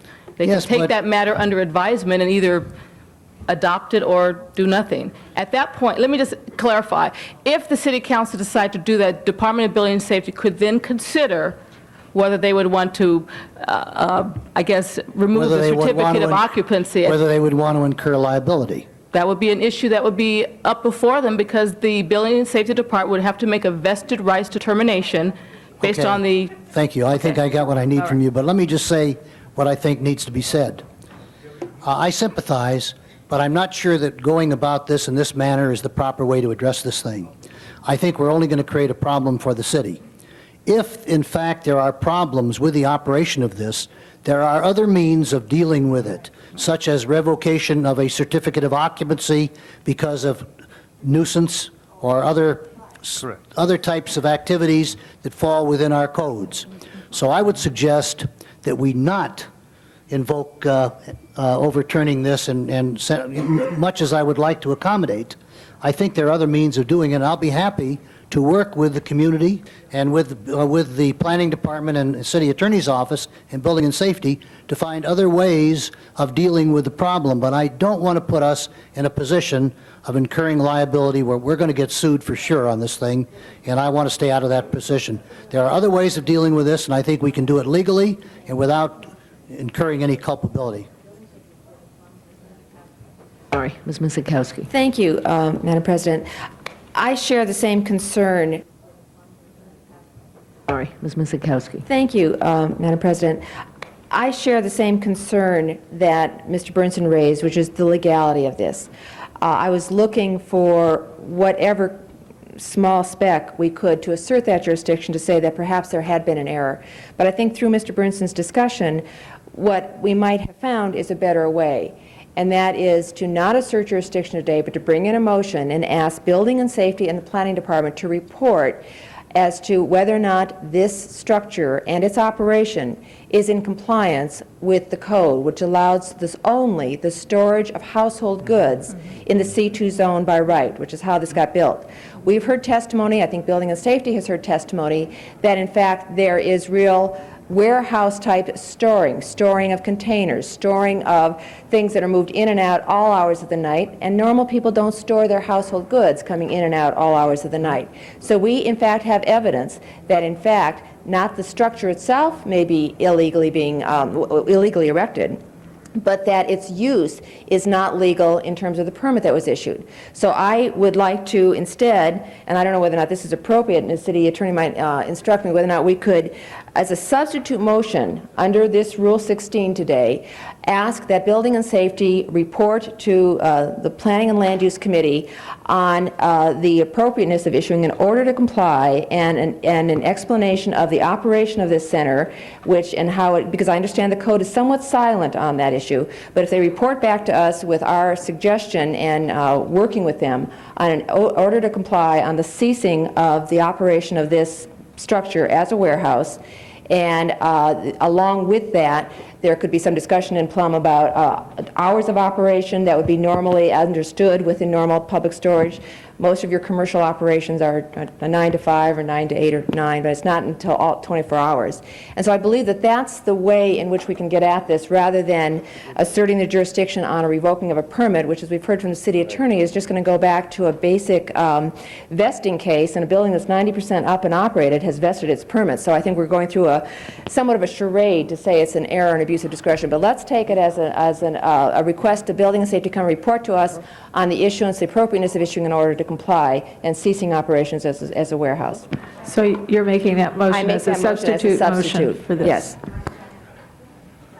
That's a substitute to asserting jurisdiction. Yes, I think that's what Ms. I Miskowski meant. suppose that we would assert jurisdiction as motion one and then substitute for it. I mean, because we have to have jurisdiction to take an action. Well, I think if you assert jurisdiction, you have to take an action on what's before you. Well, then I would suggest that we receive and file this and instead offer a substitute motion to assert jurisdiction and ask Building and Safety to report. Okay. Mr. Pacheco is next. Madam President, colleagues, what bothers me about today's discussion is the discussion is sort of not even-handed discussion because we have the experts, the members of Plum, talking to themselves. And that's sort of the reason why we should assert jurisdiction, so that it can go to committee and the rest of us can look at their reports, get up to speed, send our staff to that committee meeting, and we can understand the issue a little more thoroughly in terms of the little technicalities and legalities that are being raised today. I mean, that's the whole reason we have a process, so that the rest of us can utilize the experience of our colleagues. And now I feel like our experienced colleagues are talking to each other, but aren't really educating us in any manner because they're being so technical. The question I have today is, if we assert jurisdiction, does that put us in any legally compromising position where we're going to face a lawsuit just by merely asserting jurisdiction? So can the city attorney answer that question? I think perhaps Mr. Neal would be able to answer that question. I can't tell you what they would do or not do. Mr. Neal? Well, I can't tell you whether someone would file a lawsuit or not, and whether that would be determined premature by a court. I couldn't give you that analysis. You mean you couldn't tell me? You mean to tell me that is this the first time we've ever encountered this in the city, where by assuring jurisdiction, we've never had someone sue us, and we've never had this experience before in the years that we've existed? I mean, are you actually trying to convince me of that? No, I'm not trying to convince you of that. I'm telling you what my personal experience is. I don't know the answer to that question. Okay. Does anyone know the answer to that question in the city attorney's office? If you assert jurisdiction today, there's always the possibility that somebody could sue you. If you don't Well, there's assert always the possibility we jurisdiction, get sued. on this particular case, I think what Ms. Poindexter is saying is that anything you do in this particular case... All right, let me ask you this. Has anyone ever sued us for asserting jurisdiction solely? Or have they waited for the results of our action? I mean, that's really all we're asking, because I'm getting this impression from one of my colleagues that by merely asserting jurisdiction, we're going to put the city in some sort of legal problem. And I just want to know if that's accurate or if that's just hyperbole. I don't know of any case where we have asserted jurisdiction since I've been sitting with the council where the litigation has come immediately after that. That does not mean that they couldn't, however. Well, of course. I mean, anyone can act irrationally. I mean, I can see that. But my point is that I don't want to be answering to hyperbole or acting based on hyperbole that the threat of a lawsuit is imminent just because we assert jurisdiction. We have a process, and part of the process is to have a committee review this. And I think we should assert jurisdiction because this is a legally complex issue. And that's sort of what the process is here for. Now, if you want to vote against asserting jurisdiction because you've already made up your mind, fine. I mean, that's your prerogative, but I think it does an injustice to the rest of us who want to benefit from your expertise as our colleagues and as we rely on the committee system. We now have 4 more people to be heard, 2 for the first time and 2 for the second time. I'm going to take the prerogative of the chair and see if I can simplify this a little bit. I believe I have been, the question is, why was the permit issued?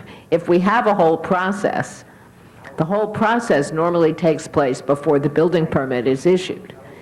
So am I correct in stating, and Mr. Pacheco, I think this is the problem we're up against. The problem is that they already have a building permit. Well, we have a couple of 3-story buildings in my district in a 2-story zone where the Building and Safety Department even acknowledged at the time they issued the permit by mistake that it was simply a mistake, and I believe that it was simply a mistake, but we were also advised at the time that we could not, since the permit had issued, that trying to take the permit back, even though everybody knew it was issued by mistake, was going to put the city in an untenable position. So the question we're stuck with here, it seems to me, is one is a question of process, and the other is, why is there a building permit already out there and a building already up? And is that what changes the legal situation in which we find ourselves? When Building and Safety issued the building permit, they reviewed the zoning regulations and found all the regulations to be, that building to be within all those regulations. Okay. The problem is that the appeal by Councilwoman Goldberg was not filed until after the building had basically been built. And so, you know, you're stuck with a building that's there, you can't really take it down. And but then isn't Cindy's point correct that or whoever made the point, that there are other ways to look at how the building is used, which do not require taking the permit away, they simply require... Point of order, Ms. Galanter, Yeah. if I can help also clarify, on my motion, which would receive and file this, but substitute the other motion, I would also like to request that Building and Safety not issue a permanent certificate of occupancy, as I've just been informed that they only have a temporary certificate of occupancy, so that also allows us that authority and leverage that I think we're looking for. Okay, thank you. Mr. Fewer. Oh, no, we now have 5 people up here. Go ahead. All right, God forbid we would act rationally here, I want to actually make it more complicated for a second. Just to be clear, Ms. Mizikowski's motion was responded to by the city attorney with some discussion about whether we needed to assert jurisdiction first. And I want to be very clear about this, because Mr. Hernandez, whose motion this is, has stated that the thrust of what Ms. Mizikowski is asking for is consistent with the goals that motivated him to introduce the motion in the first place. Do we have to, by law, assert jurisdiction in order to direct Building and Safety to make a report? I would think not. No, you don't. Because we can always ask for a You can report always regarding ask operation of a them building. to report back on this issue. Yeah, the question is, what beyond getting a report that could precipitate the cessation of the certificate of occupancy or other building and safety actions, what beyond those things, which we would get with Ms. Mizikowski's motion, would we get from asserting jurisdiction? Now, the only thing that I can think of that we would get beyond what Cindy has asked for, if we were to assert jurisdiction, is the possibility for us to discuss that which in fact would subject us to liability potentially here. Because with the matter that is on the table here under Mike's motion is to review the decision to uphold the permit. And that's all that would be before us under Mr. Hernandez's motion. And that's correct. So having said all that, doesn't it satisfy everybody's goals to adopt the recently amended Mizikowski motion, period, without more? And Mr. Pacheco, I think the answer to your question, I don't think that we buy anything beyond what we would legally be permitted to do by asserting jurisdiction over the entire matter that we don't get from Cindy's motion. So having heard from the city attorney that we get what Mike first wanted from Cindy's motion, let's call it a day, and adopt Cindy's motion as amended, recognizing that we have an operating facility that's physically standing now. We can't address the timing of the filing of the appeal now. It's too late for that. What we can address is the things that Ms. Mizikowski and Mr. Hernandez want us to address. Mr. Holden. When was the building permit issued? April of 1999. April 99. Building's already built, issued April 99. Even before that, you had a certain number of days in which to file an appeal. And the council person have to file the appeal within the time prescribed by law as other people. And if that were not done, and it obviously wasn't until sometime later when it was heard, then of course we don't have a leg to stand on. Hence, you could be sued. And the question was asked, were we ever sued when we Prop 5 something? Yes. I don't know whether Ms. Galanter, Ms. Goldberg, Prop 5 the parking contract at the airport. We were subsequently sued, and the court threw it up. Right? That's how you got it before us in the first place. And then, I know Mr. Burnson, we took jurisdiction over BFI deal, and that's Prop 5 it, and we were sued by then, Mr. Pacheco. We were sued.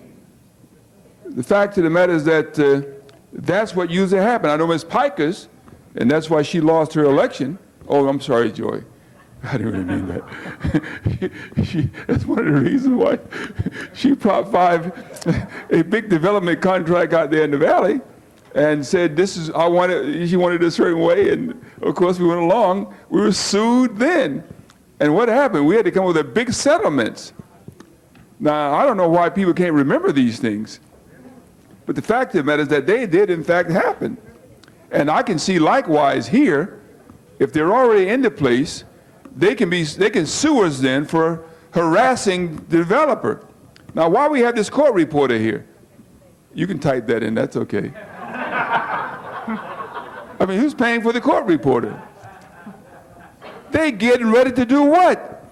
If we stumble again, they were getting ready to sue us again. And that's why they court reporter. So, I mean, all you have to do is just open your eyes and look around, and you'll see whether or not you're about to make another mistake. I want to support whatever Ms. Goldberg wants, but at the same time, I run away from lawsuits, and I've done that once before. One of my colleagues didn't quite understand that, and I'm going to run away from it again. And in doing so, I'm going to have to support, in all due respect, Mr. Hernandez, you know I don't want to go against you, but I got to support what Mr. Koski is talking about here in this one. Hold on, Mike. Ms. Chick is next. Go ahead. I'd like to move the previous question on the entire matter. Wait, Ms. Chick, that was kind of tacky. I'd ask for a no vote on Ms. Chick's motion. Well, then. hold How on. is that Maybe she'd like to just hold her motion for a moment or two. The three think it was people tacky. left on this are Mr. Hernandez, Ms. Mizikowski, and Mr. Pacheco. So they probably all want to close. Okay. Hang on. and Then I'll- can I talk instead of Yes, moving for the you previous certainly question? can, and I'll That is put the Is that less that- tacky? and I'll put the rest of your time back too. Go ahead. Okay. I was going to try to make the motion, that motion, and say, you know, with what Mr. Holden just said, I move the previous question, because I really think, colleagues, as much as we like to hear what our colleagues are saying about items of concern in their district, and certainly I feel that way about this one with my former colleague, she's Assemblymember Goldberg. We do have processes that we have to follow and rules that are in place, and it very much seems that some of how this has played out was looking to change the rules, and I don't think we can do it that way. I think that the other alternative that's been offered, and it's why I jumped to second Councilmember Mizikowski's motion, is because it accomplishes what needs to be accomplished. That if this facility is not operating within the existing rules and regulations, we will see to it that it does comply, or it will cease to operate. But what has been done so far has been in compliance with the rules as they're written, and I think that we are putting ourselves at great risk and doing something inappropriate to try and change that. So I feel we've come up with a win-win, and I'm looking forward to, as the discussion winds down, voting for the proposed amendment, or the, I guess, alternative motion.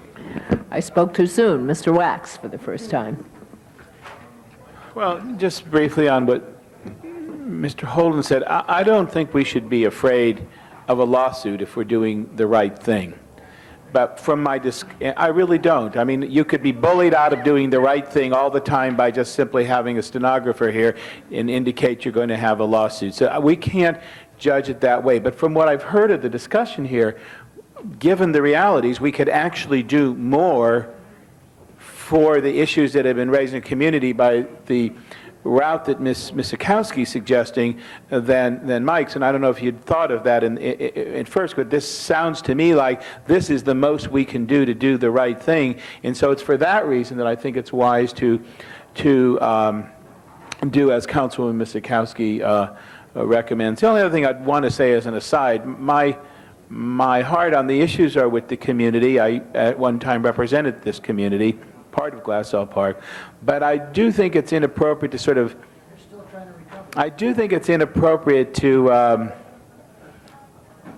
sort of put the applicant in the light of the total bad guy also, because I also know that they do many fine things, including probably some of the world's supporting some of the world's most important and significant cutting-edge research on cancer research and AIDS and others that I'm aware of that many of the profits go to. That again, that's not the same issue as here, but I think one has to look at that total picture. But I think in the reality of the actual impacts of this particular project, Councilwoman Mizikowski's motion really does the best job of making sure that the protections are there to both the community and the city. And I think that is a sort of a win-win situation for everyone. Mr. Hernandez. Members of the council, I appreciate all the dialogue that's gone on today, and I think it's important. I also want to recognize the comments made by Councilmember Pacheco, because we have a committee that's called the Planning Land Use Committee. And what you need to understand is that this is the camel's nose in the tent. See, any C2 zone next to a residential area now will permit warehousing. Anytime that you are talking to a developer about a potential project, we're going to be in a situation where we're going to go by his word, but then if he starts building something different, we get stuck with it. And that's what happened here to Councilmember Goldberg. That's what happened. The project that actually went up was not the project that they initially were having dialogue about. When you're talking about a C2 area next to a residential community, I think all of us can claim those kinds of zones. And so I think that today, my worst case scenario is Councilmember Miskowski's motion. However, I would still argue that it's important that we understand that this is a land use decision, and that as a committee, the Plum Committee, it helps us understand those decisions from a citywide perspective. Now, an ordinance has been introduced to change that right because of this project. Because of this project. And when I'm asking for us to exert jurisdiction, I'm saying up front, I want to make sure we don't expose the city to that lawsuit, but we do need to make sure that the conditions are imposed and are followed. And we can do that without being sued. If the developer chooses to sue us anyway, the remedy is going to be for us to grant them the permit that we were planning to grant them in the first place. Right. But what we want to do is make sure the conditions of operation, because there is a difference between a warehouse operation and a public storage operation, are in place. And that's why I thought that it going to Plum was important. And that's why I thought that the voters wanted us to have the right to exert jurisdiction. That's why these constituents came and appealed to the last body they could appeal to. And we're saying, let's not use that authority. Again, I know that the worst case scenario is a good recommendation by Councilmember Miskowski. And that might be the end result if it was to go through Plum and we did exert jurisdiction. The only difference would be the assurances that that's going to happen. The assurances that this project has needed before. So I just ask us to exert jurisdiction. And if that doesn't happen, if that's not the will of this body, then we basically will support Councilmember Miskowski's recommendation, which I also agree is a good recommendation. And I just thought that it should be done with the full force and power of the Council of the City of Los Angeles. Ms. Miskowski. Previous question. The only person left is Mr. Pacheco. Where is Mr.? Oh, there you are, Mr. Pacheco. So, do you want to talk again? All right, go ahead. If anybody else doesn't, I'm going to call Cindy again to make her motion again. There he goes, Mr. Holden. Must you? To come back within 30 days. Okay, Mr. Pacheco's turn here.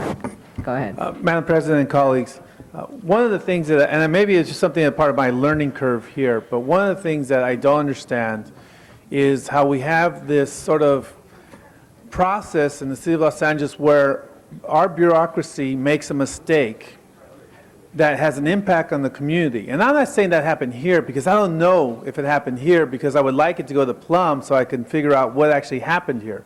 But I'm just saying I have heard people say that we have given permits wrongly. We have been forced to honor those permits. And my question is this. I don't understand how people want to run away from lawsuits because to me running away from lawsuits in some ways is running away from being held accountable for making mistakes. I have a 14-year-old child who I tell when she makes a mistake, she's going to be held accountable for that mistake. But here in this city, it appears that we're not being held accountable for our mistakes, but yet the community suffers from those mistakes. And that the applicant or whoever the individual is who benefits from our mistakes goes back and gets to do what they want to do, and the community sits there suffering while we just say, well, we don't want to incur a lawsuit because we made a mistake. So we'll just honor the mistake and let the community sit there. That's what bothers me, because we don't take responsibility as an institution for our bureaucratic mistakes, that we just sort of pass them off because we're running away from lawsuits. Well, I think that's a very flawed system, and I really don't want to see that happen here. If we did not make a mistake, I want to learn that, I want to know that in plumb. If we made a mistake, then we should discuss that from that viewpoint. I don't know. So I'm going to vote to assert jurisdiction so I get a better understanding of what happened here and what our options are. I am not saying one way or another today that I am favoring one side of this debate. All I'm saying is I need to learn more about it through the process that we have in place, and that's why I'm voting to assert jurisdiction. I would encourage you to also vote to assert jurisdiction. All right, what we have before us... I'm still... I know you still want to talk. Mr. Burnson now wants to talk. I just want to remind you before I call on anybody, what we have before us is Mr. Hernandez's motion to assert jurisdiction, Ms. Mizikowski's substitute motion to do it this other way. And should we ever get that far, we will vote first on the question of whether to substitute the substitute motion, and then we will vote on whatever motion is left after we take that vote. Having said that, Mr. Holden. Right. No mistake made. Permit issued. Requested, permit issued. Building and Safety Commission approved.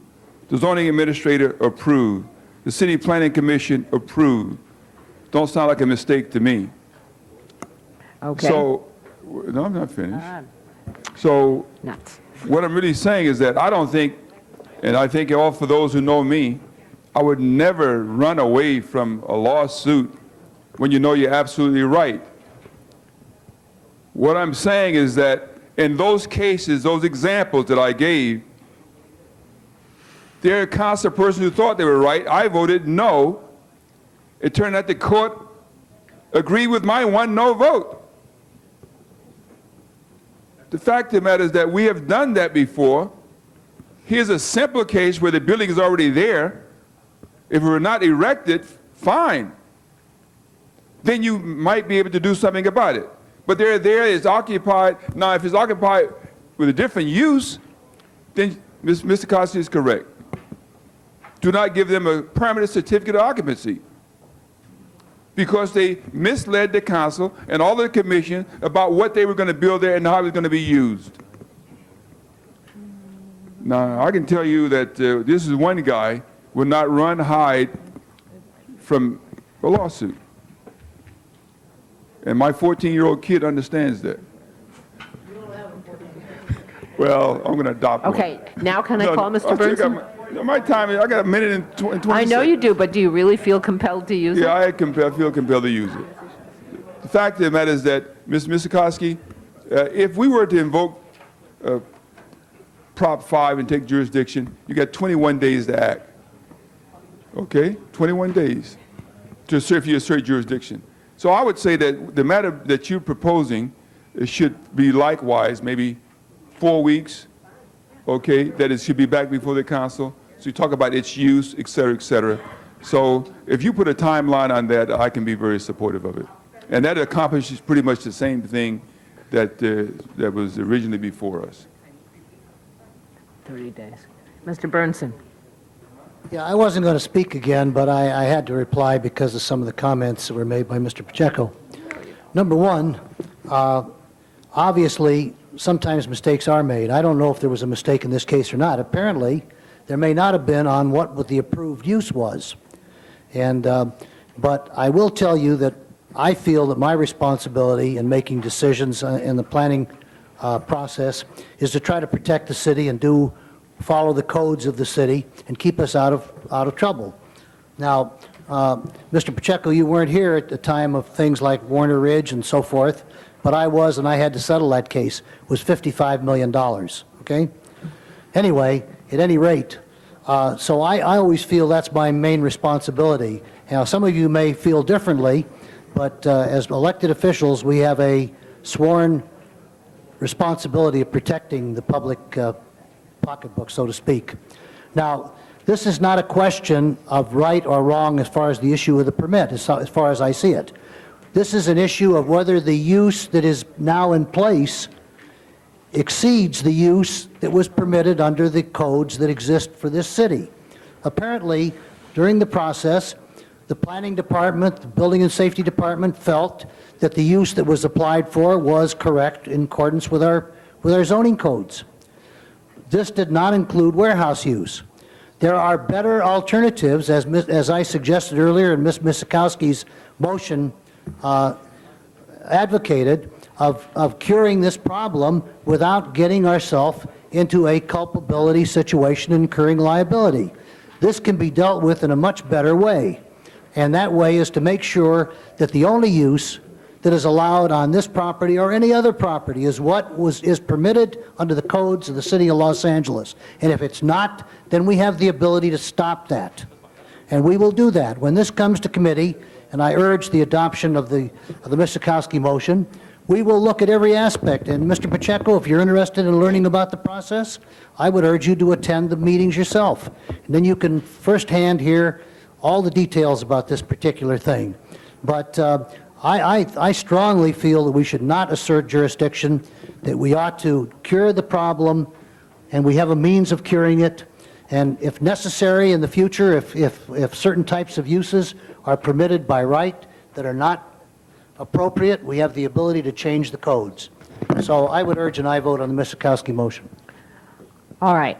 Now, the first vote will be on the question of whether to substitute Ms. Misikowski's motion as amended for the original motion to assert jurisdiction. Okay? I ask for a no vote. And you ask for a no vote. This is on whether to substitute. Open the roll, close the roll, tabulate the vote. 8 ayes, 4 noes. I believe that carries, correct? Yes. That's just on the 8 question of votes on the whether to substitute. substitute.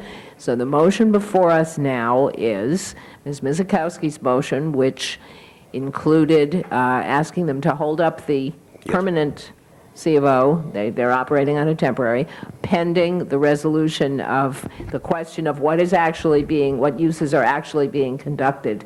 It also asked that Building and Safety report to the Planning and Land Use Committee about the potential of issuing an order to comply, a notice to comply Right. of a use not going on appropriate to the zone. Oh, Within 4 weeks. In fact, I would assume Mr. within President 4 would have it weeks. on committee next week. Next week in committee and within the same 21 days of an assert jurisdiction motion. Okay. Madam Chair, sorry, being a Mr. true Hernandez. politician, I ask for an aye vote. Okay. All right, open the roll on the motion as articulated by Ms. Misikowski and endorsed by Mr. Hernandez. Close the roll. 12 That- ayes. That is approved. Forthwith on that. Thank you all for your patience and participation. This matter is obviously not over yet. Don't get excited, folks. We still have a closed session. We're not out of here yet. Lunch will wait. So we are now going to go into closed session in order to, I know, Richard, just hang on. And while we are clearing the room, we are also going to have our public comment period.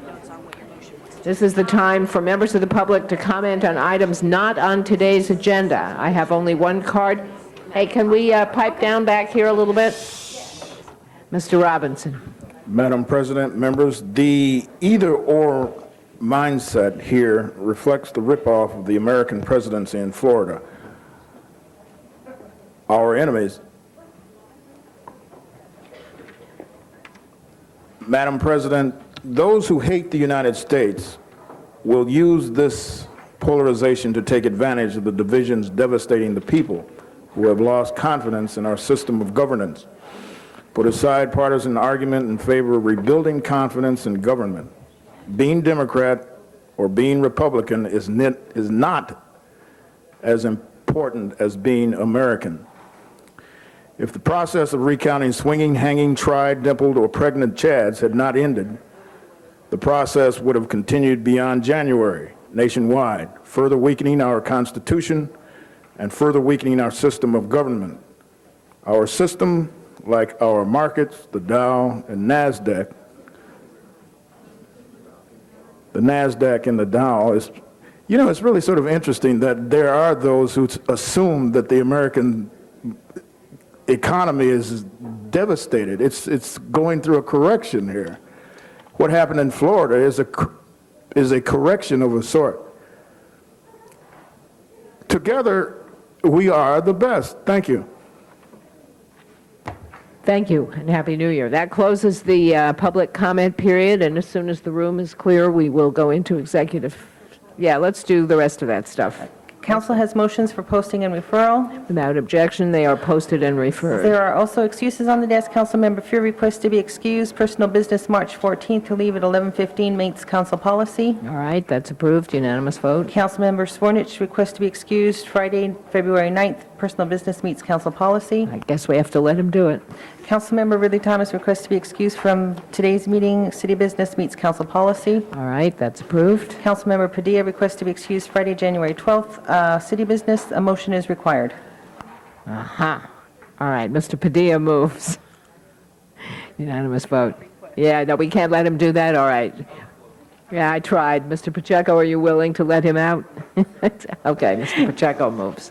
Councilmember Burnson requests to be excused Wednesday, January 17th. City business meets council policy. All right, that's approved. Councilmember Burnson requests to be excused the second and third Fridays of each month. City business meets council policy. As long as it meets council policy. And Councilmember Wax requests to be excused January 30th. Personal business meets council policy. All right, that's approved. That And clears the desk for before closed we section. close up, we need to ask that items 47, 48, 49, 50, and 51 go forthwith. And also 42. I think we did 42, but just to make sure. Is that in addition or instead? Joel, is that in addition or instead? Okay. Okay. Does that mean policy too? Yes. All right, that's approved then. Okay. Not yet. Yeah, I don't think we want a court reporter in the executive session. It's nothing personal, you understand, but.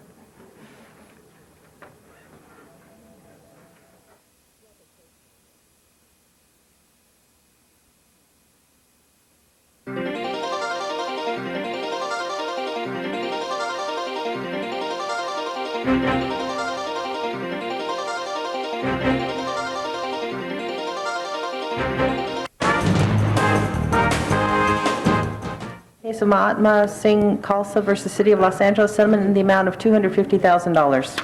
Open the roll, close the roll, tabulate the vote. 12 ayes. That's approved forthwith on that. And I believe that brings us to adjourning motions. Mr. Burnson.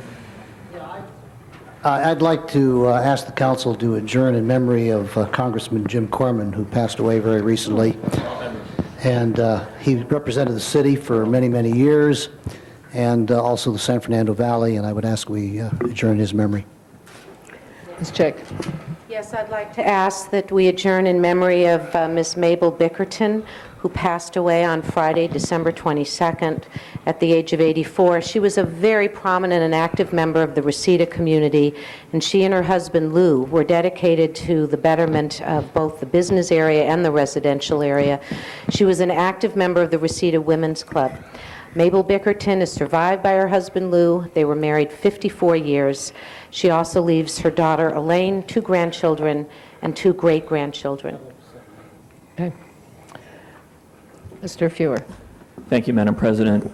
First, I'd ask that we adjourn in memory of Barney McNulty of Studio City, who became very famous for perfecting the use of cue cards.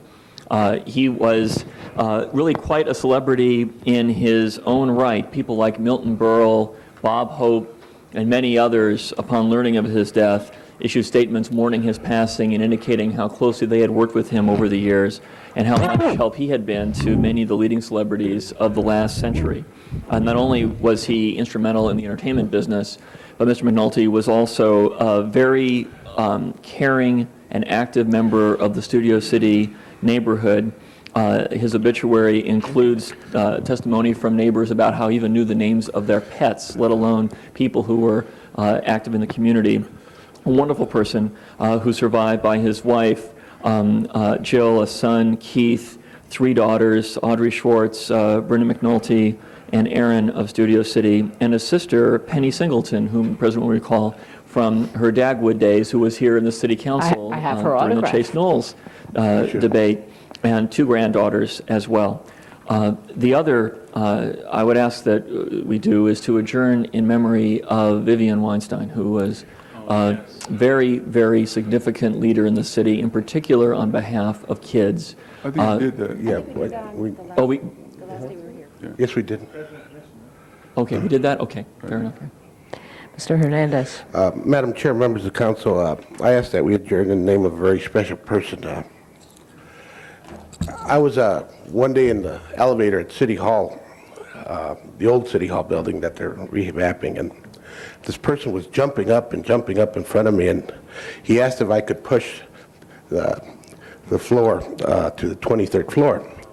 Now, the reality is it was Billy Barty, and I think he was doing that to convey a message to me that the elevator buttons were too high for short people. And then we came in and we started talking about it, but Billy Barty had his own way of conveying his story and trying to get people aware of other people's story. He passed away at the age of 36, at 3 foot 10 inches. 76. Huh? 76. 76, I'm sorry. And his career spanned 7 decades. He passed away December 23rd. He died at Glendale Memorial Hospital, and he was hospitalized with heart problems and lung infection. He appeared in his first Hollywood feature in 1927 at the age of 3. And again, all of us know of him because I'm sure we saw him in movies and in TV series. He's been in here a few times, too. Oh, no question about it, because he was a member of our Commission on Disabilities, as well as the County Commission on Disabilities. And he started the Billy Barty Foundation, a nonprofit corporation for small people. He basically survived by his wife Shirley, his daughter Lori, his son Brandon, and an adopted granddaughter named Tina. Again, he was a very special man for the city of I Los think we Angeles. should have all members on that. I'm sure Mr. Ferraro would like to be a co-presenter. Mr. Holden. I'd like to join up a few of these. Join with Mr. Bernson, joining memory of Jim Corman. He's a really great guy, very active member of Congress. He was number 2 or 3 on the Appropriations Committee in terms of seniority when the minority house control at that time. And he was a victim of the early concession speech by Jimmy Carter, which caused him to lose by a very small number of votes to another friend of mine. Yeah. So the fact of the matter is that I had 2 friends running in that general election. So as we adjourn here in memory of Senator Alan McGregor Cranston, who just passed away, and he had a prestigious 24-year career in the United States Senate and was known as a crusader for nuclear arms control. He was unapologetic liberal Democrat, focusing heavily on the environment and civil rights. In retirement, he worked closely with former Soviet leader Mikhail Gorbachev as chairman of the San Francisco-based think tank called Gorbis Foundation USA, dedicated to nuclear disarmament. During his career, he helped found California Democratic Council in 1953. He was the first president. Incidentally, he was born June 19th and was elected his first president. He went on to become California State Controller in 1960 before winning a seat in the Senate in 1968. There was another guy who was a president, also born June 19th. I did that. But I also want to say that there's a lot of interesting stories about Senator Cranston, and if you just bear with me to tell one, Madam President. Well, Mr. Padilla also had a motion to adjourn in his memory, and I expect he's going to want to tell some, too. We'll do it just jointly. Let me just say that Supervisor Governor Pat Brown and I were sitting in Supervisor Hahn's conference room, and the story went like this. Pat Brown says he had promised Alan Cranston that the next Senate seat open up, he would select him because that's what he would do. And it turns endorse him. And there was a guy named Claire Engel who was running, and Pat Brown supported Claire Engel and told Cranston, you wait in line and you'll be next. Then, of course, when Claire Engel died, you all probably know that, and then there's another guy who was a press secretary for John Kennedy, decided he was going to come out and run, and Pat Brown said to Alan Cranston, Alan, but I know I promised you, and he says, I got to support this, I can't think of the press secretary. Salinger. And he says, no, no, you promised me, and I'm holding you to your promise. The way Pat Brown told the story was really quite funny. Nevertheless, he did support Cranston against Salinger, and the rest is history. But eventually, Cranston went on to become an outstanding United States Senator. We have another person, Frances L. Saunders. She was 68 years old, retired LA Unified School District. She also taught for 17 years in Gary, Indiana. She was a member of the Alpha Kappa Alpha and was very active in the Lutheran Church. She graduated from University of Evansville with a Bachelor in Science and received a Master's of Science from Roosevelt. Service will be held, of course, January 13th, p.m., Christian Lutheran Church in Victoria Street and Costa Mesa. She is survived by her daughter-in-law, Cheryl Williams, who used to work here, her son-in-law, Kenneth Williams, a son, Henry A. Sanders, and 2 grandsons and 1 granddaughter. We have Larry Walker, who was a city employee, was a vice president of the All Cities Employees Benefit Service Association, and he just passed away January the 2nd of a massive heart attack, and certainly he will be missed as well. All members. We have Clifton Hilliard Jr., maybe Ms. Walters want to join us, Mrs. Hilliard's son. He was only 42 years old, Thelma Hilliard, who was a very active member of the Neighborhood United Block Club. She is, the 10th District. And the services were held yesterday at the Messiah Baptist Church in Los Angeles. He was 42, died of cancer, and he's going to be missed by all. We have, of course, Mr. Nick Stewart, who passed away on December the 18th while we were in recess. And of course, Mr. Nick Stewart was the founder of the Ebony Showcase. Mr. Stewart played in Lightning on the Amos and Andy television show in 1950 and was voice of Bri Bear and Son of the South. 1950, he founded the Ebony Showcase, and he helped so many people enter into show business. So he will be certainly missed. We are going to have another entertainment center. We're in the place where the Ebony Showcase stood, Performance Arts Center, and we'll find some way to honor Mr. Nick Stewart at that site. So he would certainly be missed, but he did a good job while he was with us. Ms. Mizikowski. Thank you. The Los Angeles Fire Department has asked me to introduce a motion adjourning in memory of Lester A. Fisher, who died Saturday morning at his home. He was 92 years old. He was well known to leaders and other officials in the fire department on both coasts. He had closely followed LA Fire Department activity since 1938. He was a one-time New York resident and a member there of the Fire Bell Club. He was a very vocal supporter of the Los Angeles Fire Department when he moved here during more than half of its 114-year existence. One would be hard-pressed to find a local fire chief or fire commissioner who did not know less in his passion for protecting the community through an effective fire department. As he was an early member of Los Angeles' Box 15 Club, which helps bring organization, prominence, and respect to local residents who loosely describe themselves as fire buffs. In fact, such was his devotion to the fire department and his knowledge of the agency that he has served as an oral examiner for an assistant chief fire exam in the Los Angeles Fire Department. In 1969, acting under a little-known section of the municipal code, then LA Fire Chief Raymond Hill authorized the appointment of Les Fisher as a civilian fire inspector and member of the Los Angeles Fire Department. Replete with an official badge and LAFD identification card, but not compensation, he was one of only 4 persons to have been awarded such honor because of his voluntary service to the community.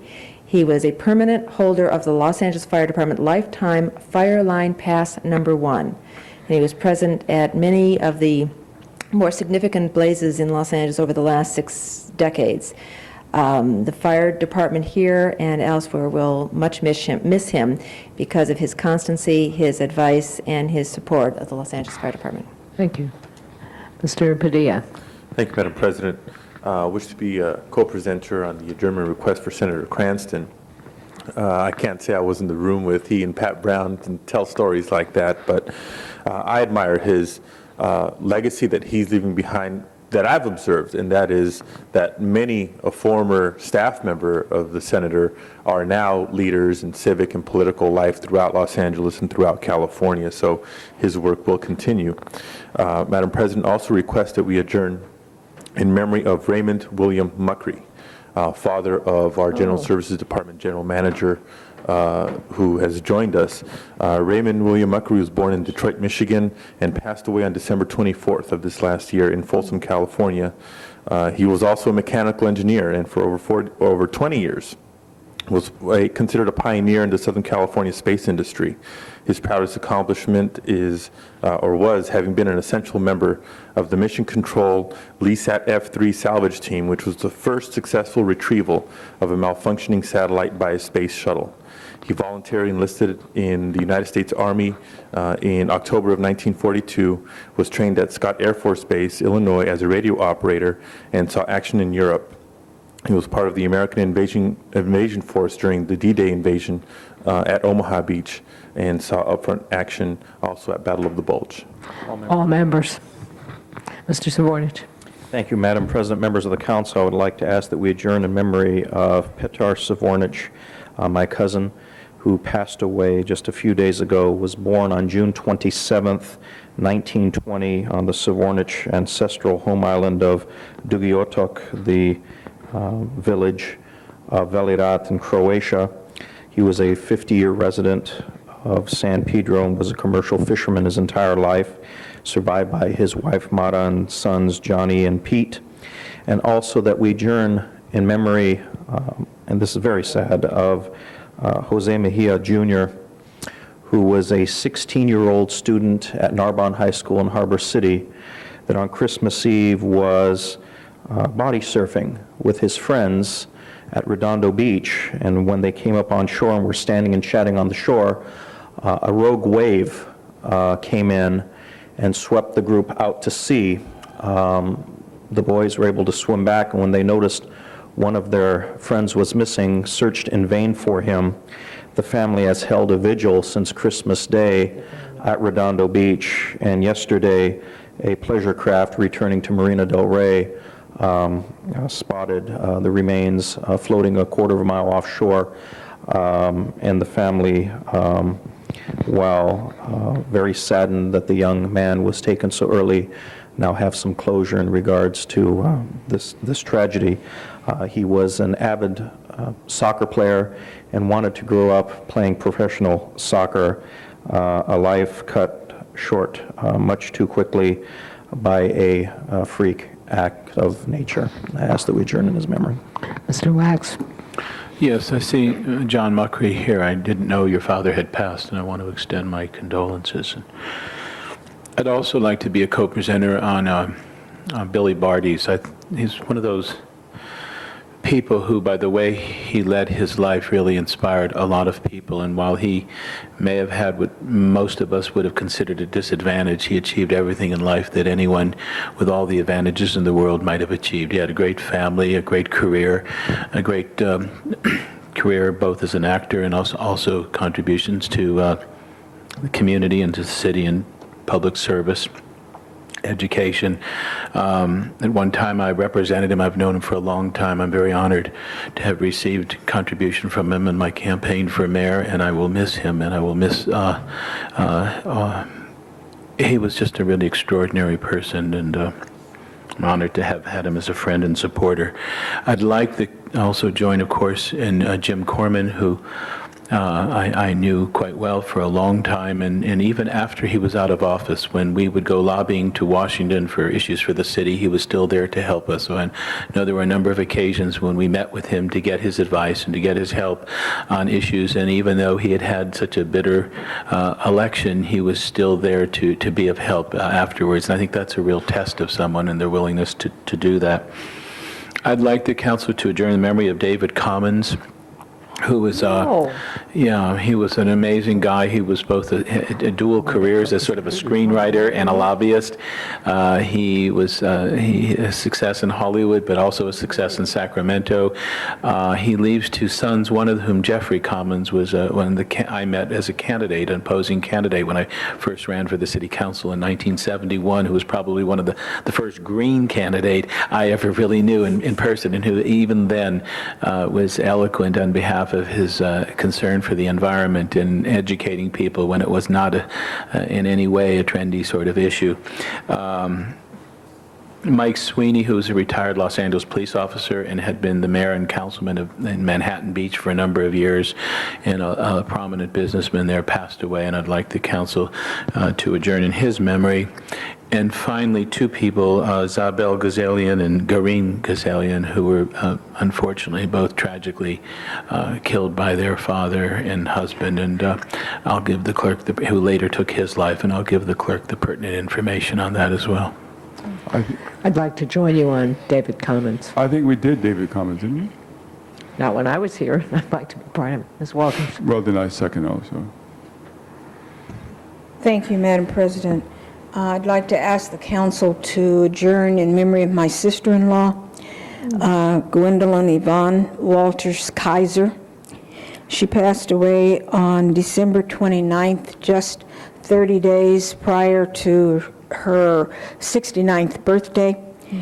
She is survived by her husband of 49 years, Thomas Kaiser, by her mother, Emily Walters, by her children, Mark, Terry, and Paula, 6 grandchildren, 2 brothers, Wilbur and Calvin, and 1 sister, Gloria, and lots of nieces and nephews. Gwen was a person loved by all. She was the kind of person that you met that never met a stranger, and anyone she met, she always extended her hand to assist.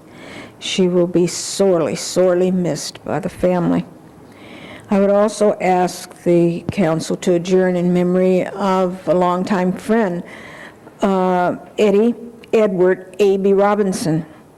Many of you who are active in Democratic Party affairs may know A.B. He was a news person working for the Los Angeles Sentinel, the Los Angeles Eagle. He worked for the Early Neighborhood Adult Participation Project. He was born in New Orleans, Louisiana, but came to Los Angeles at an early age and spent his lifetime in Council District 9.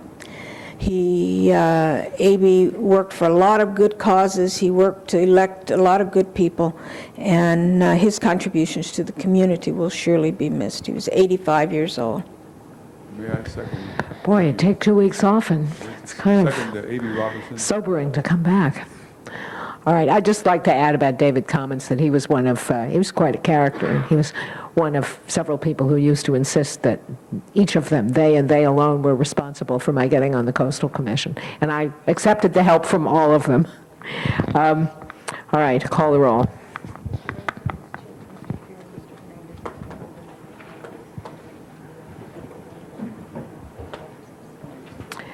We are adjourned. See you all on Friday.